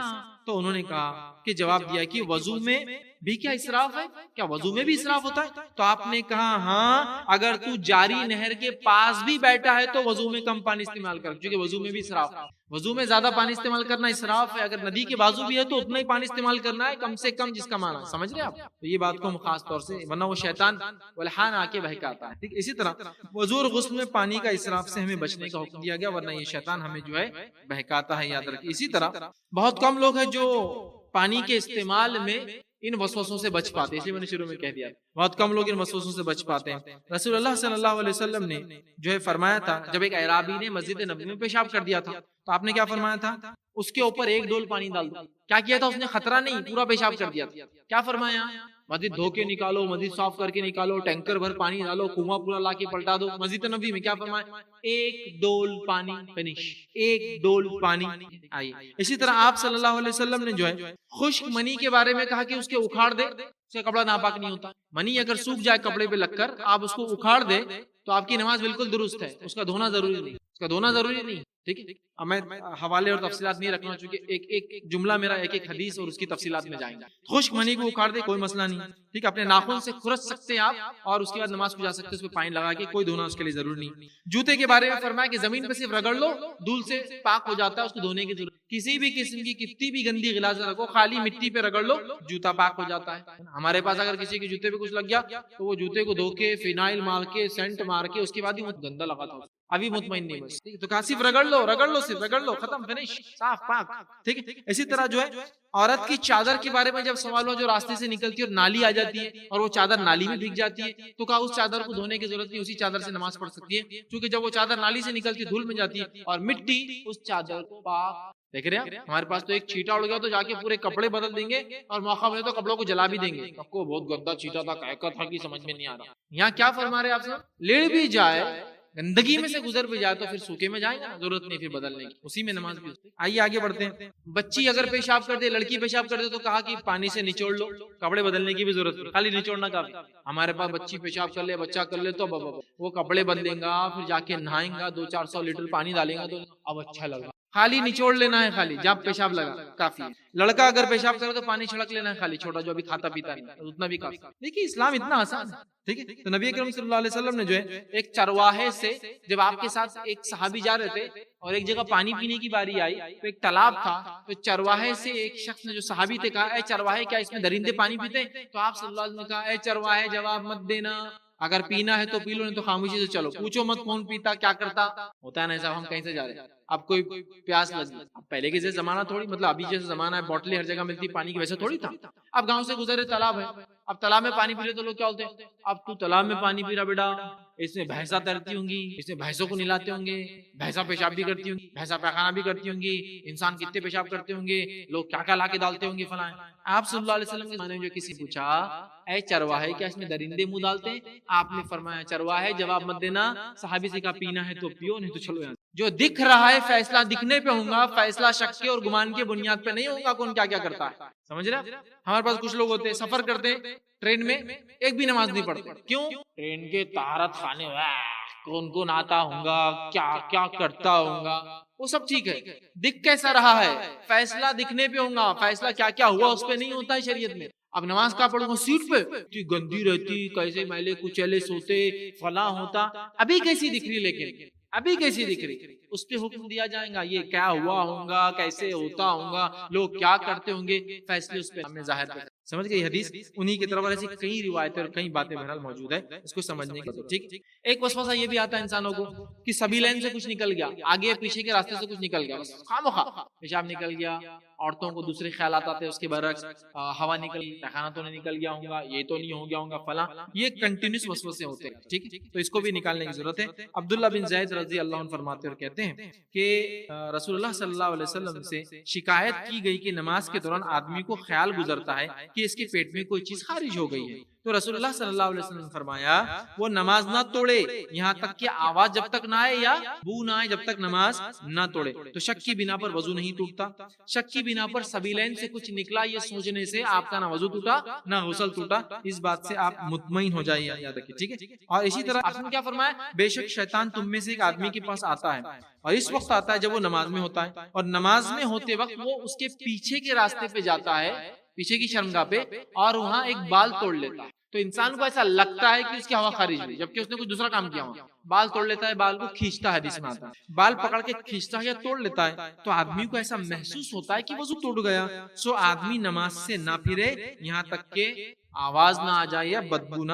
تیسری ابو داؤد کی روایت نے فرمایا جب تم میں سے کسی کے پاس شیطان آئے اور کہے تیرا وضو ٹوٹ گیا ہے تو تو اس سے کہنا تو جھوٹا ہے، میرا وضو نہیں ٹوٹا. اب جواب دینا ہے، یہ بات یاد ہے. جو وسوسے ایسے آتے ہیں نا اس کو جواب دیجیے، نہیں ٹوٹا، نہیں ہوا. آپ لوگ کیا بولتے نہیں ہو گیا ہوں گا، جواب دیجیے اس شیطان کو. ٹھیک ہے، آپ نے فرمایا اس کو بول تو جھوٹا ہے. پھر فرمایا اور نماز سے نہ نکلے جب تک کہ اپنی ناک سے محسوس نہ کرے یہ آواز نہیں. شک کے بنیاد پہ نہیں ٹوٹتا وضو، نماز کچھ نہیں ٹوٹتی. یہ بات یاد رکھیے، میں یہ بتانا ہی چاہ رہا ہوں. مصنف ابن ابی شیبہ کی روایت ہے، اس غور سے سنیے. عبداللہ ابن عباس رضی اللہ عنہ فرماتے ہیں وہ شک کیوں ہوتا ہے، اس کا ریزن یہاں. آپ نے فرمایا بے شک شیطان بندے کو خیال ڈالتا ہے کہ اس کی نماز خراب ہو گئی، جب اسے لاچار کر دیتا ہے. جب وہ دیکھتا ہے کہ تو نماز نہیں توڑ رہا تو اس کے دبر میں پھونک مارتا ہے، بس اسے ایسا محسوس ہوتا ہے کہ ہوا خارج ہو گئی، وضو ٹوٹ گئی. تو اس کا وضو نہیں ٹوٹا جب تک کہ آواز نہ سن لے یا بو نہ سن لے. پھر شیطان اس کے سامنے سے آتا ہے، پیچھے سے تو کچھ نہیں کر سکتا، سامنے آتا ہے، خاموخواہ کھینچتا ہے تاکہ بندے کو ایسا لگے شرمگاہ سے کچھ نکل گیا اور وہ نماز توڑ دے.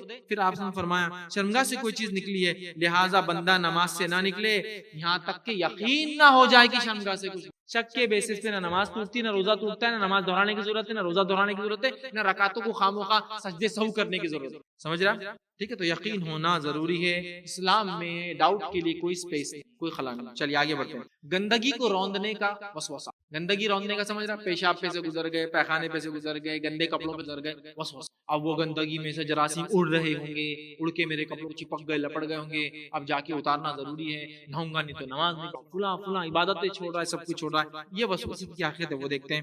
صحابہ، تابعین، تبع تابعین میں بہت سارے لوگوں سے یہ عمل ثابت ہے کہ وہ مسجد کو پیدل جایا کرتے، پیدل جاتے وقت ان کے پیروں کو غلاظت لگتی اور اس کے بعد بھی وہ پیر نہیں دھوتے، نماز میں داخل وضو کر کے گھر سے نکلتے، ننگے پیر جاتے، غلاظت لگتی، لیکن مسجد جانے کے بعد کوئی بھی صحابی تابعین پیر کو نہیں دھوتا. کیوں نہیں دھوتا وہ بھی دیکھ لیتے. چلیے صحابہ سے پوچھتے ہیں کیوں نہیں دھوتے بھائی آپ.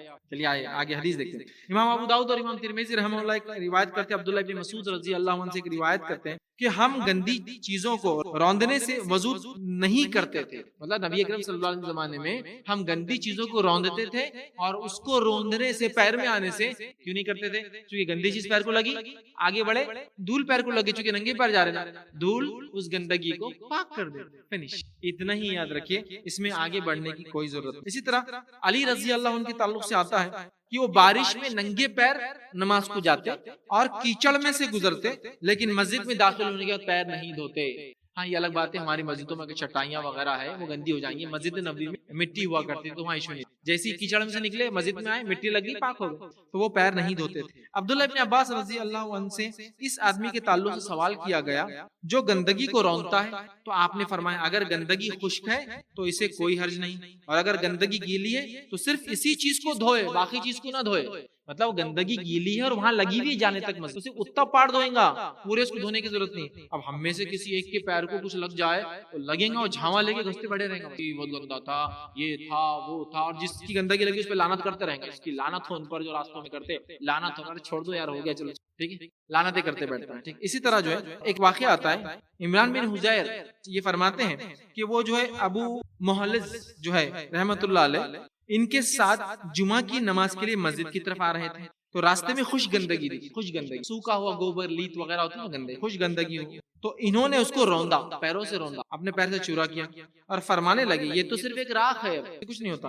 اور پھر مسجد گئے اور بغیر وضو کے نماز، مطلب وضو کر کے نکلے. کہا یہ تو خشک ہو گیا نا، اب اس سے کوئی گندگی نہیں ہوتی، اس کے پیر کے لگنے سے کچھ. اسی طرح جو ہے ابن عمر رضی اللہ عنہ کے تعلق سے آتا ہے کہ وہ مینا میں جاتے، خشک گوبر اور خشک خون، جانور ذبح ہوتے تھے، خشک گوبر اور خشک خون سے گزرتے تھے، مسجد میں داخل ہوتے تھے اور بغیر پیر دھوئے کے نماز پڑھتے. آپ بولیں گے ارے انہج نہیں دکھ رہا، گندا دکھ رہا. گندا نہیں بیوقوف، ہماری ذہنیت گندی ہے. صحابہ سے پاک لوگ دنیا میں نہیں گزرے، ان سے زیادہ مطہر لوگ، ان سے زیادہ مقدس لوگ، ان سے زیادہ عظمت والے لوگ، ان سے بڑے اولیاء اللہ نہیں گزرے. جب وہ کر سکتے ہیں اور ان کا عمل ہے تو ہمارا اب کیا ہے. وہ انہائجینک نہیں تھے، تم نے ہائیجین کے نام پہ اپنے نفس کو ظلم کیا اور تم شیطان کے وسوسوں کی ذرا سا گندگی لگی دھوتے بیٹھے، سوکھا گوبر لگ گیا دھوتے بیٹھے، خامخواہ ضرورت نہیں، ٹھیک ہے۔ اسی طرح جو ہے ابو داؤد رحمہ اللہ اپنی سنن کے اندر ایک جو ہے واقعہ نقل کرتے ہیں، اس عورت کا جو عورت جو ہے بنی عبد اشعل کی رہنے والی تھی، وہ نبی اکرم صلی اللہ علیہ وسلم کے پاس آئی اور کہا مسجد کا راستہ بدبودار گندگی والا ہے، پیشاب اور پیخانہ ہوتا ہے اس بدبودار گندگی، تازہ ہے اس کا مطلب اسمیل بھی آتی ہے، بدبودار گندگی والا راستہ ہے، جب ہم وضو کرنے کے بعد وہاں سے گزرے تو کیا کریں، مطلب وہ پیروں کو لگ جاتی ہے ننگے پیر، چونکہ اکثر صحابہ کو چپل نہیں تھی پہننے کو، ننگے پیر رہتے تھے، تو ہم کیا کریں؟ رسول اللہ صلی اللہ علیہ وسلم فرمایا کیا اس کے بعد پاک مٹی تمہارے پیروں کو لگتی ہے؟ تو کہا، تو پھر کہا اور راستہ نہیں ہے؟ وہ کہتی کہ ہاں، انہوں نے جواب دیا کہ خشک مٹی ہم کو لگ جاتی ہے، تو آپ نے فرمایا کہا وہ اسے پاک کر دیتی ہے، کچھ بھی کرنے کی ضرورت نہیں، نہ تمہاری چادر کو نہ تمہارے پاؤں۔ اب ہمارے پاس تو راستے میں اگر تھوڑا سا کیچڑ لگ گیا، گندگی بھی نہیں، کوئی بدبودار گندگی بھی نہیں، کیچڑ تو بس لگے دھونے۔ اب نماز کا وقت بھی ہو گیا تو آدمی بولا اب میں گھر جا کے پہلے پیر دھوؤں گا، سیٹسفائی ہو جاؤں گا کہ پیر صحیح دھلا تو جاؤں گا۔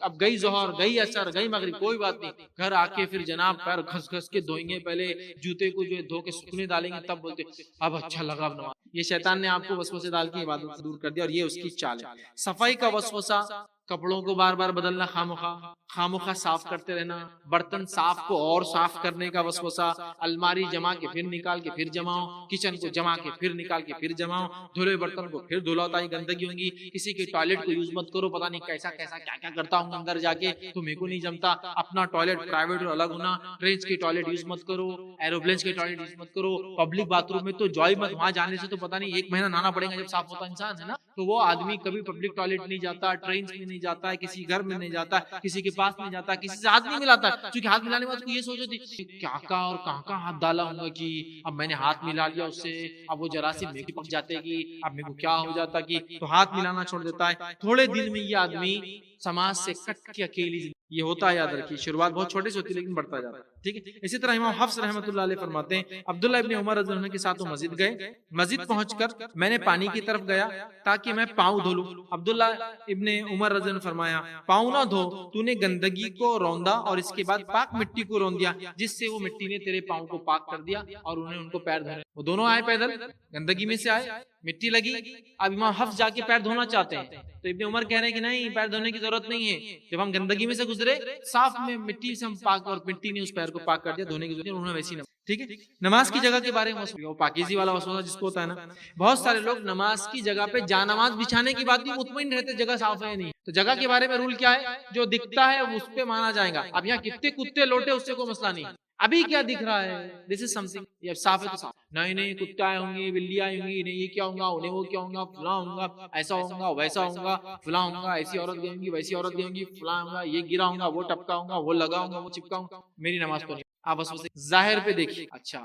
ظاہر گندا ہے، گندے پہ کیا ڈالنا ہے آپ کو، جانماز، جانماز جہاں ڈال رہے وہ بھی پاک ہونا، پھر جانماز کو دال رہے، نبی اکرم صلی اللہ علیہ وسلم مٹی پہ نماز پڑھتے، پتھر پہ پڑھتے، جب مٹی اور پتھر پہ گندگی ہوتی تو اس پہ کچھ کپڑا ڈالتے، اب کپڑے کا ڈالنے کا وجہ پاکیزگی ہے، ہمارے پاس ہوتا ہے نا جانماز کے بغیر نماز ہی نہیں پڑھتے، جانماز نہیں کرے نماز کو کیسے کھڑے ہو رہا، فرشی احترام نہیں ہوگا، جانماز لا کے دے، جب جگہ پاک ہے تو وہاں جانماز نہیں بچھائی جائے۔ نبی اکرم صلی اللہ علیہ وسلم مٹی میں نماز پڑھی، ریت پہ نماز پڑھی، اور آپ نے کیچڑ میں بھی سجدہ کیا، گیلی مٹی میں نماز پڑھی، پھر ہم کون سے ان سے زیادہ اعلیٰ اور افضل ہے بھائی کہ ہم کو جانماز کے بغیر نماز نہیں ہوتی، ہم کون سے ان سے زیادہ پاک ہے بھائی جو ہماری جو ہے نماز نہیں ہو رہی اور وہ جگہ پاک نہیں مان لی، جبکہ نبی نہیں پڑھی ویسی جگہوں پہ۔ اس بات کو ذہن نشین کر لے، یہ ایک وسوسہ ہوتا ہے۔ حالانکہ رسول اللہ صلی اللہ علیہ وسلم ایسی چٹائی پر نماز پڑھی جو چٹائی لوگوں کے زیادہ چلنے کی وجہ سے میلی ہو گئی تھی، پوری کالی ہو گئی، اور اس پہ ہمارے پاس تو ذرا دھول رہی تو نہیں صاف کرو، اس کے بغیر نماز نہیں ہوتی، ٹھیک ہے۔ کنکر پہ نماز پڑھی، مٹی پہ آپ نے نماز پڑھی، ٹھیک ہے۔ اسی طرح جہاں گندگی کا پختہ یقین ہو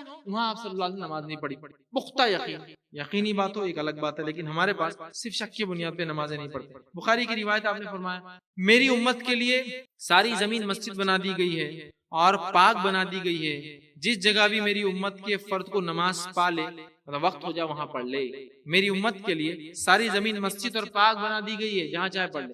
اب جب تک ناپاکی ثابت نہیں ہوں گی پوری دنیا پاک، پوری زمین پاک ہے. سمجھ رہے؟ یہ رول کو آپ یاد رکھیں. عبداللہ بن عمر رضی اللہ عنہ جو ہے فرماتے ہیں کہ کتے مسجد نبی میں آیا کرتے، کتے مسجد نبی میں آ جایا کرتے تھے، اور ان دنوں کوئی صف یا جو ہے بچھونا بھی نہیں تھا. مطلب مسجد نبی میں کتے آ جاتے تھے، کیونکہ مسجد کو کوئی فینسنگ بہت اچھی نہیں تھی، اور صف وغیرہ میں کوئی چادر وہ نہیں تھی، مٹی پہ نماز پڑھتے تھے صحابہ شروعاتی دور میں، اور کتے آیا اور جایا کرتے تھے. لیکن ان کتوں کو ایسے کوئی صحابہ یہ نہیں سوچ رہے میں سجدہ کیسا کروں کتا آئیں گا، نہیں، جو ظاہر ہے اس پر فیصلہ کیا جائے گا. ٹھیک ہے، یہ ہیلتھ اور ہائیجین نے ہمارا بیڑا غرق کر دیا.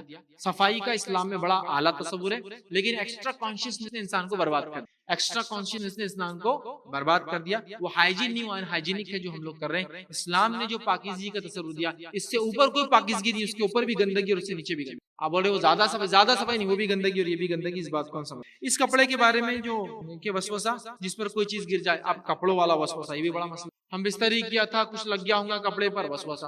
دعوت میں گیا تھا، چٹائی پہ کیسی تھی پتہ نہیں، بیٹھا دھبا لگ گیا، وسوسہ. بچے کو دودھ پلانے والی عورت کو وسوسہ کہ دودھ نکل کے اس پہ لگ گیا ہوں گا، وسوسہ. حائضہ عورت کو وسوسہ کہ میں نے کپڑے حیض کے دور میں پہنے تو پتہ نہیں پاک ہوئے نہیں، وسوسہ. اسی طرح جو ہے پریگننٹ عورت کو جو حاملہ ہے اس کو وسوسہ کہ جو عام کپڑے میں پہنتی ہے وہ پریگننسی کے دور میں کیا وہ بعد میں پاک. اور ہمارے پاس سسٹم یہی، جب عورت حمل ٹھہرتا ہے اس کے بعد سے لے کر جب وہ ناپاک ہوتی ہے کچھ دن پیدائش کے بعد، تب تک کے کپڑے بھی جلا دیتے لوگ، بولتے نہیں چھوت ہوتا پھینک دو گھر سے، ناپاک ہو جاتا. نو ریالٹی کسی کو.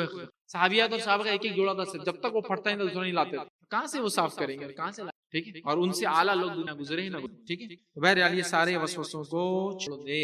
اسی طرح بہت سارے صحابہ کو دیکھا گیا کہ آنکھ پہ زخم ہوتا اور خون و پیپ اس میں سے ٹپکتا، لیکن وہ وضو دوبارہ نہیں. ابن عمر رضی اللہ عنہ کو دیکھا کہ عبداللہ ابن عمر کو ایک پھنسی تھی، انہوں نے پھوڑ دیا جس سے پیپ اور خون نکلا، لیکن آپ نے اس کے بعد دوبارہ وضو. ٹھیک ہے، تو بہرحال اس طرح کے بہت سارے واقعات. چیزوں پہ دھبے لگنے سے وسوسہ آنا. اچھا، جسم پر کوئی دھبا لگ گیا کسی چیز کا، خون کا لگ گیا فلاں، اس کے چھوٹا بڑے دھبے لگنے سے نماز کا کوئی تعلق نہیں. کپڑا پاک ہے آپ کا اگر آپ ہی کا لگا.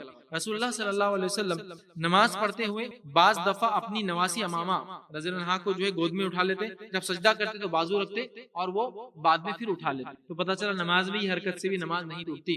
بہت ساری عورتیں نماز نہیں پڑھتی کہ تو گھر میں وہ اکیلی رہتی ہے، گلف وغیرہ میں یا انڈیا میں بھی شوہر جاب پہ چلے جاتا، سنگل فیملی ہے، بچے کو سنبھالنے والا کوئی نہیں، چھوٹا بچہ کچھ بھی کر دے گا بول کے نماز ہی نہیں پڑھتے ہو پورا ٹائم. یہ حدیث نہیں ہے کیا کہ نبی اکرم صلی اللہ علیہ وسلم بچے کو گود میں لے کے نماز پڑھتے؟ بولتے نہیں گود میں لے کے کیسے ہوں گی؟ تو گویا آپ نبی سے زیادہ افضل ہے، تبھی تو آپ کی نہیں ہوں گی، نبی کی تو ہوئی، نبی کی تو ہوئی. نہیں بہت ڈسٹرب لگتا تو نماز چھوڑ دو گے تم، جب کہ طریقہ بتا دیا کہ بچوں کو نماز لے کر پڑھا جا سکتا ہے. سنگل وومن ہے، گھر میں ہے، تو بچوں کو گود میں لے کے نماز پڑھتا ہے کہ بچے کو چھوڑنا رسکی ہے، باورچی خانے چلے جائے، چوری نکال دے، ڈراور میں ہاتھ ڈال دے، دروازہ کھول دے، گھر کے باہر چلے جائے، سیڑھیوں سے گر جائے، کچھ بھی گود میں رکھے. آپ نے کیا جب وہ ضد کر رہی تھی آپ مسجد لے کے آئے، وہ گود میں آپ نے رکعت باندھی، ساتھ لے کر رکوع میں گئے، نیچے رکھ دیا، سجدے کی اٹھا لیا، اس کے بعد جب اٹھا نہیں وہ کیسا ہوں گا، میرے کو تو ایسا لگتا ہے ایک دم بالکل کوئی ڈسٹربنس نہیں، کوئی یہ نہیں، کوئی چیخ پکار نہیں، ایک دم خاموش، اللہ اکبر. اور پھر کوئی کچھ بولا تو یار آواز کر رہے، میں نماز کو سن سے کرنا چاہتا. یہ ہوتا. پھر اس میں ایک اور وسوسہ. ٹھیک ہے، وہ وسوسہ کیا ہے بہرحال آگے لیتا ہوں کہ اس معاملے میں ہم دیکھتے ہیں بعض لوگ جو ہے بچوں کو اٹھا کے نماز نہیں پڑھتے، وہ سوچتے یہ نہیں ہوتا، جبکہ اس معاملے میں آپ صلی اللہ علیہ وسلم اور کئی صحابہ کا عمل اس میں ثابت ہے. اسی طرح جو ہے ایک دفعہ حضرت عمر رضی اللہ عنہ اپنے ساتھی کے ساتھ جا رہے تھے اور پرنالے سے پانی گر گیا ان کے. حضرت عمر کے اوپر پرنالے سے پانی گر. ساتھی نے کہا کہ یہ کیا پانی پاک تھا؟ تو حضرت عمر نے کہا اے گھر کے مالک جواب مت دے، اور ساتھی سے کہا خاموشی چلو، تو پوچھنے کی کیا ضرورت ہے، پانی گر گیا پوچھ کے کیا تھا، کیا دھوئے تم نے، کہاں سے نکلا، چھت پہ بندر آتے کیا، بلی رہتی کیا، کتے نے کچھ کرا تو نہیں ہوگا، فلاں تو نہیں ہوگا، وہاں سے پانی گر رہا میرے آنکھ پہ گرا. کہا گھر والے مالک تم کو جواب کی ضرورت نہیں، کہا چلو دکھ رہا ہے نا وہ نہیں آ رہی تو پانی اچھا. سوچنا یہ سب سوچنا نہیں ہے کہ نہیں اب کیا ہوگا، اب میں نماز نہیں پڑھتا پورا شام تک، جب تک گھر جا کے کپڑے نہیں بدلتا، سفر میں ہے تو پریشان دل مل کر رہے نماز پڑھنا ہے، کیا پانی گرا نا پرنالے سے، کیا ہوتا. ٹھیک ہے، اس چیز کو سمجھے. یہ وسوسہ بھی انسان کو بہت ساری باتوں سے دیتا ہے. اسی طرح ایک دفعہ عمر بن خطاب رضی اللہ عنہ جو ہے سفر میں گئے اور آپ کے ساتھ عمرو بن عاص تھے. وہ ایک پانی کے پاس پہنچے اور اس پانی کے پاس جانے کے بعد پینے کا ارادہ کیا. عمرو بن عاص نے کہا جس کا تالاب تھا کیا ہے تالاب والے، کیا اس میں کوئی درندے وغیرہ پانی پیتے ہیں؟ انہوں نے کہا ایک تالاب کے مالک جواب مت دو. عمرو سے کہا پینا ہے تو پیو، نہیں تو آگے چلو، اس لیے کہ تمہارے یہ بولنے سے پی نہیں پاؤں گا. اور انہوں نے وہ پانی کو پیا. اسی طرح ہم دیکھتے ہیں نیت کا وسوسہ. یہ بھی ایک عجیب وسوسہ. نیت کا وسوسہ کیا ہے کہ جب آپ نماز کی یا کسی کام کے لیے کھڑے ہوتے شیطان بولتا تو نے نیت نہیں کیا. اب نیت نہیں کیا تو آدمی کام کو چھوڑ دیتا اور پھر سے نیت کرتا. یا کبھی بولتا ہے کہ تکبیر پڑھو تو اس میں بھی نیت سے ہی کرو پہلے، پھر وہ نیت کرتا تکبیر کرنے کی، پھر تکبیر پڑھتا تو سیدھے نہیں پڑھتا، اللہ اللہ اللہ اللہ اللہ، بہت مشکل سے، پھر اس کو مطلب پورا مسجد ڈسٹرب، اس سے کیا نہیں بولے میرے اپنے کان کو سننا ضروری ہے، رک رک کے جملوں التحیات التحیات التحیات للہ للہ للہ والصلاۃ، تاکہ بولے کم از کم ایک بار تو صحیح ادا ہو جائیں گے۔ احتیاطی وسوسے، تو نیت کے وسوسے بڑے خطرناک ہوتے ہیں، یاد رکھیے، اس میں شیطان ایک وسوسہ ڈالتا، تو نماز پڑھا تو ریاکاری کر رہا ہے، حالانکہ وہ بولتا نہیں میں تو اللہ کے لیے کھڑا ہوں، یہ بھی شیطان کا وسوسہ ہے، ریاکاری کر رہا، وسوسہ تو ریا، آدمی بولتا میں نماز کو مسجد جانا چھوڑ دیا، کیوں؟ وہ میرے کو ایسا لگ رہا میں ریاکاری کر رہا، یہ بھی تو وسوسہ ہے، ٹھیک ہے۔ اسی طرح جو ہے کسی چیز کی نیت اگر نہیں کی تو وہ توڑ دیتا، مطلب نماز کو کھڑا ہو گیا، ارے نیت ہی نہیں کر رہا، توڑ دو، پھر کھڑے ہو، ارے پھر نیت بنا رہے ہیں، پھر سے دیکھیے آپ کچھ لوگ مسجد میں تو دیکھیں گے آئیڈیاٹی سے کرتے، چونکہ لوگ ان پہ ہنستے اس چیز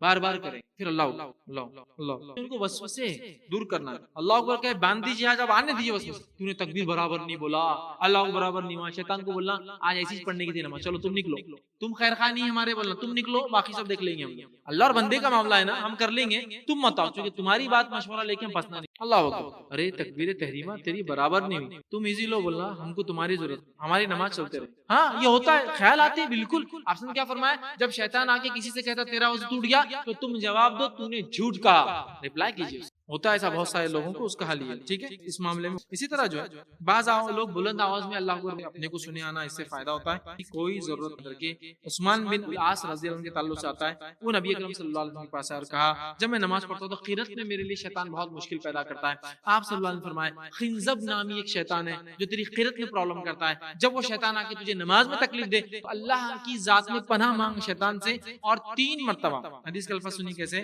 جب تو اس طرح محسوس کرے تو 3 دفعہ اللہ کی پناہ جو ہے طلب کر اور اپنے الٹے ہاتھ پہ تھوک دے، اعوذ باللہ من الشیطان، وہ کہتے جب میں نے یہ کیا تو شیطان کے وسوسے جو نماز میں آتے ٹوٹ گئی، برابر نہیں ہوئی، نیت صحیح تھی، یہ تھا، رکعت کم ہوگی، سجدے سہو کر لے، فلاں کر لے، ایکسٹرا کر لے، یہ کر لے، وہ کر لے، وہ کہتے میں ان سے بچ گیا۔ یہی قنزب جو ہے نماز کی رکعتوں میں وسوسے ڈالتا ہے، ہر نماز میں کچھ لوگ سجدے سہو کرتے، کیوں؟ گڑبڑ ہو گئی، ایسا لگا گڑبڑ ہو گئی، تو ان لوگوں کو میں سلوشن دوں گا، اب جب نماز میں اگلی پڑھو اور ایسا لگے گڑبڑ ہو گئی، دل میں یہ بولو آج ایسی نماز پڑھنا تھی گڑبڑ والی، نماز کنٹینیو، کیونکہ جو بول رہا نا آپ کو وہ آپ کا خیر خواہ نہیں ہے، مسئلہ یہ ہے، یہ سمجھ جائیے، جو بول رہا ہے نا آپ نے برابر نہیں پڑھی وہ آپ کا خیر خواہ نہیں ہے، وہ آپ کو فتنے اور شر میں ڈالنا چاہیے۔ اسی طرح بھول کا وسوسہ، آدمی بھولتا نہیں اس کو لگتا ہے بول رہا ہے، آدمی بھولتا نہیں اس کو لگتا ہے لیکن بھول جاتا ہے، یاد رکھیے، ٹھیک ہے، تو دنیاوی ایسے کام جو آدمی بھول جاتا ہے یہ وسوسے سے ہوتے ہیں، اسی لیے جب نماز میں اللہ اکبر کہہ کے آدمی ہاتھ باندھتا اس کو پورے کام یاد آ جاتے جو بھول گیا تھا، پھر وہ شیطان کی طرف سے بھول ہوتی ہے، نماز میں شیطان بھاگ جاتا ہے تو پورے کام یاد آنا شروع، وہ خامخواہ بھلاتا، ارے تیرے کو یاد نہیں ہو رہی یہ چیز بھول جا، اسٹوڈنٹس کو بولتا ارے تم کو یہ سم یہ تھیرم یہ چیز یاد نہیں ہوئی بھول جاؤ، اب وہ یاد کرنے کے باوجود بھی اس کے وسوسوں کی وجہ سے بولتا یاد سب یاد ہوتا ہے، ٹھیک ہے، شیطان کی بات مت سنیے کہ یاد نہیں ہو رہا ہے، اعتماد کیجیے اپنے آپ پہ، انشاءاللہ توکل کیجیے، بھروسہ اللہ پہ۔ اب وہم ہونے کا وسوسہ ہوا، شاید وہم ہونے کا وسوسہ، ٹھیک ہے، اس میں مبتلا لوگ جو ہے یہ بہت خطرناک زندگی گزارتے ہیں، اور اپنی بات کے خاتمے کی بہت خطرناک زندگی، کیسے وہم کا وسوسہ کیا ہوتا ہے، میں بیٹھا ہوں، بچے میرے گھر سے باہر، اب بازو کی بلڈنگ گر جاتی ہے، ایک گاڑی آئیں گی تیز رفتار ٹرک اور وہ پورا کچلے جائیں گے، اب اور اس میں آدمی بہت ڈپریس لائف جیت، بہت ڈپریس لائف، یہ وہم، اب بزنس بند کر کے آئے نا آگ لگ جاتی ہے اس میں رات میں، ہر چیز، اب میں گھر جاؤں گا نا تو میری بیوی جو ہے نا میرے کو دھوکہ دے دی، اب میں نے بچے کو پڑھا لکھا ہے نا یہ شادی کرتے چھوڑ کے جائیں گے، ڈپریس، مطلب ابھی ہوا کچھ نہیں ہے لیکن یہ پہلے سے ڈپریس ہے پورا، ابھی ہوا کچھ نہیں، نہ بیوی نے دھوکہ دی، نہ بچہ چھوڑ کے جا رہا، نہ کوئی دیوار گری، نہ کوئی بنگلہ گرا، نہ کوئی ٹرک آئی گلی میں، لیکن اس کو ایسا آدمی بہت مریض نہیں، دنیا کی تمام نعمتوں کے بعد بھی وہ گھر کے ایک چھوٹے سے کمرے میں زندگی گزارتا، ہر چیز سے اس کو ڈر لگتا ہے کہ میں مر جاتا، اچھا دوسروں کے علاوہ اپنی موت کا بھی اس کو لگتا ہے، مر جاتا، میں مر جاؤں گا تو میری بیوی کتنا روئیں گے، میں مر جاؤں گا تو میرے دوست غم منائیں گے کیا، بہت منائیں گے، اور ایک دن پارٹی نہیں، یہ خیال آتا ہے، ڈپریس موت کے، بچوں کی موت کے، بڑوں کی موت کے، چہیتوں کی موت کے، اچھوں موت کے، یہ اس میں، اور مایوس گزارتا ہے، اور شیطان ایسے آدمی کو کرتا ہے، اور ساری نعمتیں جو اللہ نے دی اس کو بھلا کر یہی وسوسے ڈالتا ہے، ایسے لوگ بہت ڈپریس زندگی جیتے ہیں، ان وسوسے فریش اللہ کی طرف سے جو ہو رہا ہے، اگر کوئی دب بھی جائیں گا بلڈنگ کے نیچے آ کے اللہ کا حکم ہوگا، اور جب حکم آ جائیں گا تو میں اس کو بلڈوزر بھی لگا دوں تو بچا نہیں پاؤں، وہ حکم ہے، وہ قضا ہے، وہ تقدیر ہے کہ اس ٹائم مرنا، ٹھیک ہے۔ اسی طرح روزمرہ کے معاملات میں جو وسوسے آتے ہیں، ٹھیک ہے. وسوسوں کا مریض کبھی کبھار پاگل نظر آتا ہے. جیسے روزمرہ کے معاملات میں کیسے وسوسے آتے ہیں. ٹھیک ہے, کیسے وسوسے آ رہے ہیں. گاڑی سے اترے, دروازہ لاک کیے, گھر چلے, کھلی رہ گئی شاید, نہیں لاک ہے, پھر گھر میں کھلی رہ گئی شاید, لاک کر دیا کسی چیز کو, کھچ کھچ کھٹ کھٹ, لاک ہوا ہے کہ نہیں چیک کرنا. یہ روزمرہ کی چیز نہیں لگی, ڈراور نہیں لگا, یہ بھول گئے, فلاں چیز ہو گئی, ویسی چیز کو ہے نا, اور بار بار اسی دروازہ بند ہے کہ نہیں, جا کے تھکنے تک, بلکہ اس کے آس پاس کے لوگ پریشان ہو جاتے ہیں. اب اس کے پاس رات میں مچیں گے دروازہ لگائے گی, اس کو وسوسہ ہے. لاک لگاوا بھی ہے تو جا کے لگا کے, یہ وسوسہ یاد رکھیے, عام مرہ کی زندگی میں آنے والے وسوسے. ٹھیک ہے, تو اس میں جو ہے وسوسے آتے ہیں, یاد رکھیے. اور عام زندگی مطلب کوئی چیز لگی کیا, اچھا کہیں چیز رکھ دی, کوئی چیز رکھے, پھر اٹھا کے چیک کرتا ہوں, پھر رکھتا, پھر اٹھا کے چیک کرتا ہوں, پھر رکھتا, پھر اٹھا کے چیک کرتا ہوں, پھر رکھتا. دروازہ کھولے, ایک بار نہیں, 2 3 بار 4 بار تک نہیں لگائے, 2 3 4 بار تک کھول کے لگانے. گھر کا حمام میں گئے, دروازہ لگا دیا, پھر کھولیں گے, پھر لگائیں گے, پھر کھولیں گے, پھر لگائیں گے. ایک دن تنگ آگے بولیں گے اب دروازہ نہیں لگاتا, فرسٹریٹ ہو, کیونکہ اس نے پہلے کہیں نہ کہیں چھوٹ دیا شیطان کو. شیطان اتنا حاوی ہو, تو میں نے اس لیے کہا نا طہارت کے معاملے میں اس کو پانی کے, انشاءاللہ باقی چھوٹ وہ نہیں لے پائیں گے. جب اس میں لے لیں گے نا, وہ زندگی اجیرن کر. اسی طرح جو ہے وہ چیزیں جس سے انسان شیطان کی پیروی کر لیتا ہے. پہلا, عیش پرست زندگی میں وسوسے زیادہ آتے ہیں, کیونکہ سہولتیں زیادہ ہوتی ہیں نا. پلیٹ دھو کے آ گئی, ٹیشو صاف کر لیں, ٹیشو ہو گیا رومال سے کر لیں, رومال ہو گیا پھوک لیں گے تھوڑا سا, پتہ نہیں کچھ اور گندگی آ گئی تو اس کے بعد بھی مطمئن ہوتا ہے, اس کو جھٹک جھٹک کے پھر کھاتا ہے. عیش پرستی کبھی کبھار وسوسوں میں ڈال دیتی ہے, اننیسری ہائیجین اور ہیلتھ کا وہ کرنا. دوسرا, وقت کو ضائع کرنا بھی وسوسوں کو ڈالنے کی ایک وجہ ہے. تیسرا, عبادت میں کوتاہی کرنے سے وسوسے آتے ہیں. چوتھا, سنت کی مخالفت کرنے سے وسوسے آتے ہیں اور بڑھ جاتے ہیں. اس طرح پانی کے استعمال میں اسراف کرنے سے وسوسے آتے ہیں. اسی طرح ایک دوسرے کی جو ہے خامیوں کو گننے میں انسان وسوسے پیدا ہوتے ہیں, کیونکہ اپنے آپ کو پرفیکٹ کرنے کے چکر میں زیادہ اسٹریس دیتا ہے ذہن پہ, اسٹریس دینے سے وہ بیمار پڑ جاتا ہے اور وسوسہ کا شکار. اسی طرح ایک وسوسہ وہ ہے جو عبادت میں فساد برپا کرتا ہے, جیسا کہ نماز وغیرہ میں, یہ بھی ایک وسوسہ. تو ہمیں تمام قسم کے وسوسوں سے بچنے کی ضرورت ہے. اب وسوسوں کا مریض جو پوری دنیا سے بہرحال کٹ کر ایک بہت ہی غریب زندگی گزارتا ہے, اور وہ کہتا ہے میں احتیاط کر رہا ہوں. کیا بولتا ہے وہ؟ احتیاط کر رہا ہوں. کیا ہو گیا اگر 3 بار سے زیادہ دھو لیا تو میرا اس میں جواب سنا یہ ہے, تو جو احتیاط کر رہا ہے یہ احتیاط اللہ کے رسول نے کی, اور تو ان سے زیادہ پاکیزہ نہیں, اس لیے احتیاط نہیں. انبیاء علیہ الصلوۃ والسلام کے بعد صحابہ کی جماعت میں کسی نے اس کی احتیاط نہیں کی کہ 3 سے زیادہ بار وضو کیا, تو لہذا تیرا یہ خیال جھوٹا اور باطل اور شیطانی وسوسہ ہے, اس کو نکال کر پھینک دے, یہی تیرا علاج ہے. اب آئیے آگے بڑھتے ہیں, ایک دلچسپ واقعہ اور پھر اس کا حل انشاءاللہ مختصر. اس کا حل میں 15 پوائنٹ میں رکھوں گا آپ کے سامنے. ایک واقعہ تھا کہ ابن جوزی رحمہ اللہ کے پاس ایک شخص آیا اور کہا کہ میں پانی میں ڈبکیاں لگاتا ہوں. ڈبکیاں سمجھتے نا, پورا ڈوب جاتا ہے, سبمرج ہو جاتا ہوں, ڈوب جاتا ہوں, پانی میں ڈبکیاں لگاتا ہوں, نکالتا ہوں, ڈبکیاں لگاتا ہوں, لیکن اس کے بعد بھی مجھے ایسا لگتا ہے کہ میرا آنکھ کا کچھ حصہ سوکھا رہ گیا, تو میں کیا کروں؟ تو ابن جوزی رحمہ اللہ اس کو فرماتے ہیں مبارک ہو, تیرے سے نماز معاف ہو گئی. کیا فرمایا؟ مبارک ہو تجھے, نماز معاف ہو گئی. تو میری نماز کیسے معاف ہوگی؟ تو کہا حدیث میں پاگل پر نماز نہیں ہے, حدیث میں پاگل پر نماز نہیں. پاگل سے پوچھ نہیں نا عبادتوں, تو کہا حدیث میں پاگل, تو پاگل ہے, پانی میں ڈوبنے کے بعد بھی تو کوئی یقین نہیں ہے, تو پاگل ہے, پاگل ہے, تیرے پہ نماز نہیں, مبارک ہو تیری. تو کہا ایسا کیسا مبارک؟ تو کہا حدیث میں 3 لوگوں سے قلم اٹھا لیا جاتا ہے, اس میں ایک ہے پاگل, تو اب تو پاگل ہی ہے نا, پانی میں ڈوبنے کے بعد. اور وسوسوں کا مریض ایسی ہوتا ہے, لگانے کے بعد بھی یقین نہیں, کے بعد بھی یقین نہیں, چپکانے کے بعد بھی یقین نہیں, کرنے کے بعد بھی یقین نہیں, پڑھنے کے بعد بھی یقین نہیں, سب کچھ کرنے کے بعد بھی پاگل ہو جاتا ہے. ٹھیک ہے, سمجھنے کی ضرورت. اب آئیے وسوسوں کا علاج کس. پوائنٹ نمبر 1, شرعی علم حاصل, ریلیجیسنس, شرعی علم حاصل کرے, یہ وسوسوں کا علاج ہے. دوسرا پوائنٹ, سیکنڈ پوائنٹ وسوسوں کا علاج, ایمان کی تقویت کے لیے ذکر و اذکار کا اہتمام کرے. ایمان کی کمزوری سے وسوسے آتے ہیں, ایمان کی تقویت کے لیے کیا کرے؟ کثرت سے ذکر اور اذکار کرے, یہ دوسرا کام. ٹھیک ہے, اس لیے کہ قرآن میں اللہ نے فرمایا الا بذکر اللہ تطمئن القلوب, اللہ کے ذکر. تیسرا علاج, اللہ میں پناہ مانگی ہمیشہ, اللہ میں پناہ. جیسا کہ ایک سلف میں سے ایک واقعہ ہے, ایک استاد نے شاگرد سے پوچھا اگر کسی کا کتا تجھ پر بھوکے, کتے ہوتے نا ریوڑ کو پالنے کے لیے, بکریاں وغیرہ پال کتے ہوتے ہیں, انہوں نے کہا میں اس کو دفاع کروں گا, لڑوں گا, اور بھوکے تو اور دفاع, اور بھوکے تو اور, کب تک کریں گا؟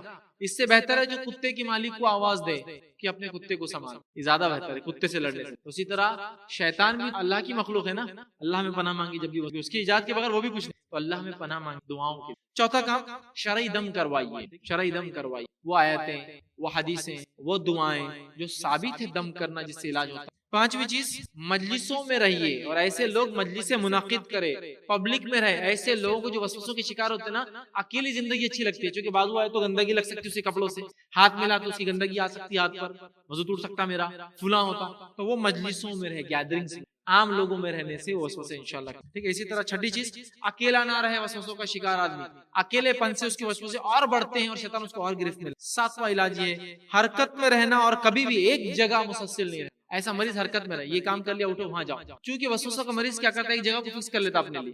کوئی اگر وہاں کے بیٹھے تو اس کا دماغ خراب ہو جاتا ہے، چونکہ وہ گندگی جو اس کی آئی ہوگی اب کون صاف کرے. کسی نے ٹیبل پہ ہاتھ لگایا، ٹیبل پہ ہاتھ کون لگایا، اس کو صاف اب اس کو 1 گھنٹہ کرنا پڑا، چونکہ اس کا وسوسوں کا مسئلہ. حرکت میں رہے، یہاں سے وہاں، وہاں سے وہاں، یہ کام کرے، وہ کام کرے، وہ کام کرے. ٹھیک ہے. اسی طرح نیک دوست بنائیں، دوستوں کے ساتھ رہے لوگوں. اسی طرح 9ویں چیز، گھر والوں کے ساتھ بیٹھنا اٹھنا اور بات چیت کرنا. اکیلا نہیں رہنا، گھر والوں سے اٹھے بیٹھے بات چیت کرے، ڈسکس کرے ایشو. 10ویں چیز، دوستوں کے ساتھ پسندیدہ جگہوں پہ گھومنے جائے. جیسے کہ دوستوں کے ساتھ پسندیدہ جگہ وہ گھومنے جائیں گے تو انشاءاللہ اس کے وسوسے اس سے کم ہو سکتے ہیں. اسی طرح جو ہے ورزش وغیرہ کرنا، تاکہ جسم جو ہے مطلب وہ ذہن ہوتا ہے نا، خالی ذہن شیطانہ گھر بولتے ہیں، ایٹ لیسٹ کثرت وغیرہ کرنے سے آدمی فٹ رہتا ہے، فائن رہتا ہے، نیا خون بنتا ہے اس میں. ٹھیک. 12ویں چیز، زندگی میں اچھے شگون لے.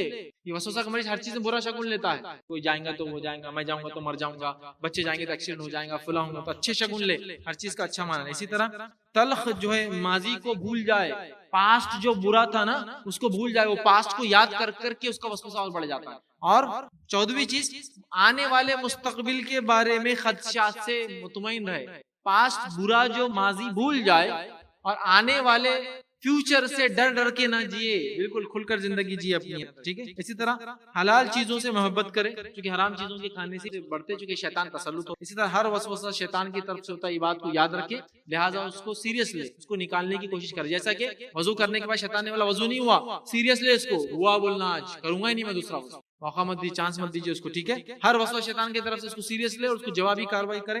اور آخری پوائنٹ، نفسیاتی ماہرین کے پاس. سب کچھ کیا پھر بھی علاج نہیں ہوا، نفسیاتی ماہرین کے پاس جائیے، سائیکیٹرسٹ کے پاس جائیے، ضروری ہے. اب ہمارے پاس ایک مسئلہ ہے، سائیکیٹرک کاؤنسلنگ کرانا بولتے ہیں لوگ، بولیں گے پاگل ہو. حالت تو یہ کہ اگر کوئی سائیکیٹرک ہاسپٹل بھی ہے، دماغ کے ڈاکٹر کا دواخانہ بھی ہے، تو اس کے پاس سے بھی نکلے تو اور کوئی دیکھ لے تو سلام کا جواب چپکی سے نکلتے. اور اگر مل گیا تو نہیں، میرے کو کچھ نہیں ہوا، ملنے آیا تھا. سائیکیٹرک کاؤنسل لینا، دماغ کے ڈاکٹر کا آمزانا جو بولتے جانا، اس سے کاؤنسلنگ کروانا، بات چیت کرنا کوئی غلط چیز نہیں ہے، کروایا جا سکتا ہے. کوئی ہر آدمی پاگل نہیں ہوتا جو ان کے پاس جاتا ہے. سائیکیٹرک کاؤنسلنگ کروائے، یہ کر سکتے ہیں. اسی طرح وسوسوں کے خلاف جو جنگ ہے وہ آپ کی ہے اور صرف آپ کو لڑنا ہے اللہ کی مدد سے. اس میں کوئی آپ کی مدد نہیں کر سکتا، یاد رکھیں. میں آ کے کوئی انجیکشن دے دوں، پڑھ کے پھونک دوں تو نہیں ہوں گا علاج. آپ کو وسوسوں کو جواب دینا ہے. وضو نہیں ہوا، وضو ہوا. سجدے سہو کر لیتی، نماز غلط تھی، غلط نہیں تھی. یہ چٹائی بہت گندی دکھ رہی، پتہ نہیں کون کون آیا ہوگا، چٹائی پاک ہے، اب تو میں وہیں پڑھوں گا نماز تیرے وسوسے تاکہ تجھے ذلیل کروں. سمجھے آپ؟ یہ اس کا جواب ہے. تو آپ کی لڑائی ہے، اللہ کی مدد سے صرف آپ کو لڑنا ہے، کوئی اس میں آپ کی ہیلپ نہیں کر سکتا. تو پہلے دن سے تعینات ہو کے مضبوطی کے ساتھ جواب دیجیے. ٹھیک ہے. اسی طرح جو ہے نفسیاتی طور سے شیطان کے خلاف ہو جائیے. ٹھیک ہے، اس کو جواب دیجیے. اسی طرح اڑ جائیے شریعت کے حکم پر اور شیطان کے وسوسوں کو مت مانیے. شریعت نے بولا 3 بار دھونا ہے، اب شیطان بولا نہیں نہیں دھونا، چوتھی بار نہیں دھوؤں گا میں. اڑ جائیے شریعت کے حکم پر، شیطانی وسوسوں کے چکر میں مت جائیے. وہ جو وسوسوں کے ذریعے کام کرانا چاہتا ہے اس کو خاص طور سے مت کیجیے، جوابی کاروائی کیجیے اس کی. ٹھیک ہے. اپنی نفس کو روکیے اس سے پہلے کہ آپ کی نفس آپ پہ حاوی ہو جائے. نفس ایک ایسا جنگلی جانور ہے کہ اگر آپ اس پر سوار ہوئے تو ٹھیک، اور آپ اس پر سوار نہیں ہو تو یہ آپ کو کھا جاتا ہے. آپ کی نفس پہ آپ سوار ہوئیے، آپ کنٹرول کیجیے، وہ آپ کو کنٹرول نہیں کریں گے. ٹھیک ہے. مکمل طور سے قابو پائیے اس پر، ورنہ یہ بہت سارے لوگوں برباد کرتے ہیں. انشاءاللہ عزیز اپنی بات کو ہم یہیں ختم کریں گے. تو جو آج عنوان میں نے آپ کے سامنے رکھا تھا، عنوان یہ تھا وسوسوں کے تعلق سے. میں نے اس میں وسوسے، اس کی حقیقت، وسوسے کن کن چیزوں میں آتے ہیں، ہم نے وہ رکھے، اور اس کے ساتھ ساتھ میں نے حال رکھا. ہمیں چاہیے کہ مستعد ہو جائے، شیطان کے برے نفس کو ہم بچائے اور اس کی کاروائی کرے اور اپنے محفوظ رکھے، ورنہ یہ وسوسے آپ کو دنیا بھی آپ کی برباد کر دیں گے، اللہ نہ کرے. اور یہ وسوسے ہماری آخرت، ہمارے اعمال، ہماری نماز، تمام چیزیں دیتے ہیں. لہٰذا اس گزر کے ہو سکتا ہے کچھ باتیں وسوسوں کے زبان میں آپ کے سامنے رکھ چکا ہوں، کچھ باتیں شاید چھوٹی ہوں گی. سوال و جواب کے سیشن میں انشاءاللہ جیت سکتے ہیں. اللہ رب العزت سے دعا ہے کہ اللہ سبحانہ وتعالی ہم تمام کی حفاظت فرمائے. اللہ سبحانہ تمام کو کتاب و سنت سمجھ عطا فرمائے، آسان کرے، جب تک زندہ رکھے اس کی خاتمہ ایمان پر ہو. واخر دعوانا الحمدللہ سبحان ربک وسلام علی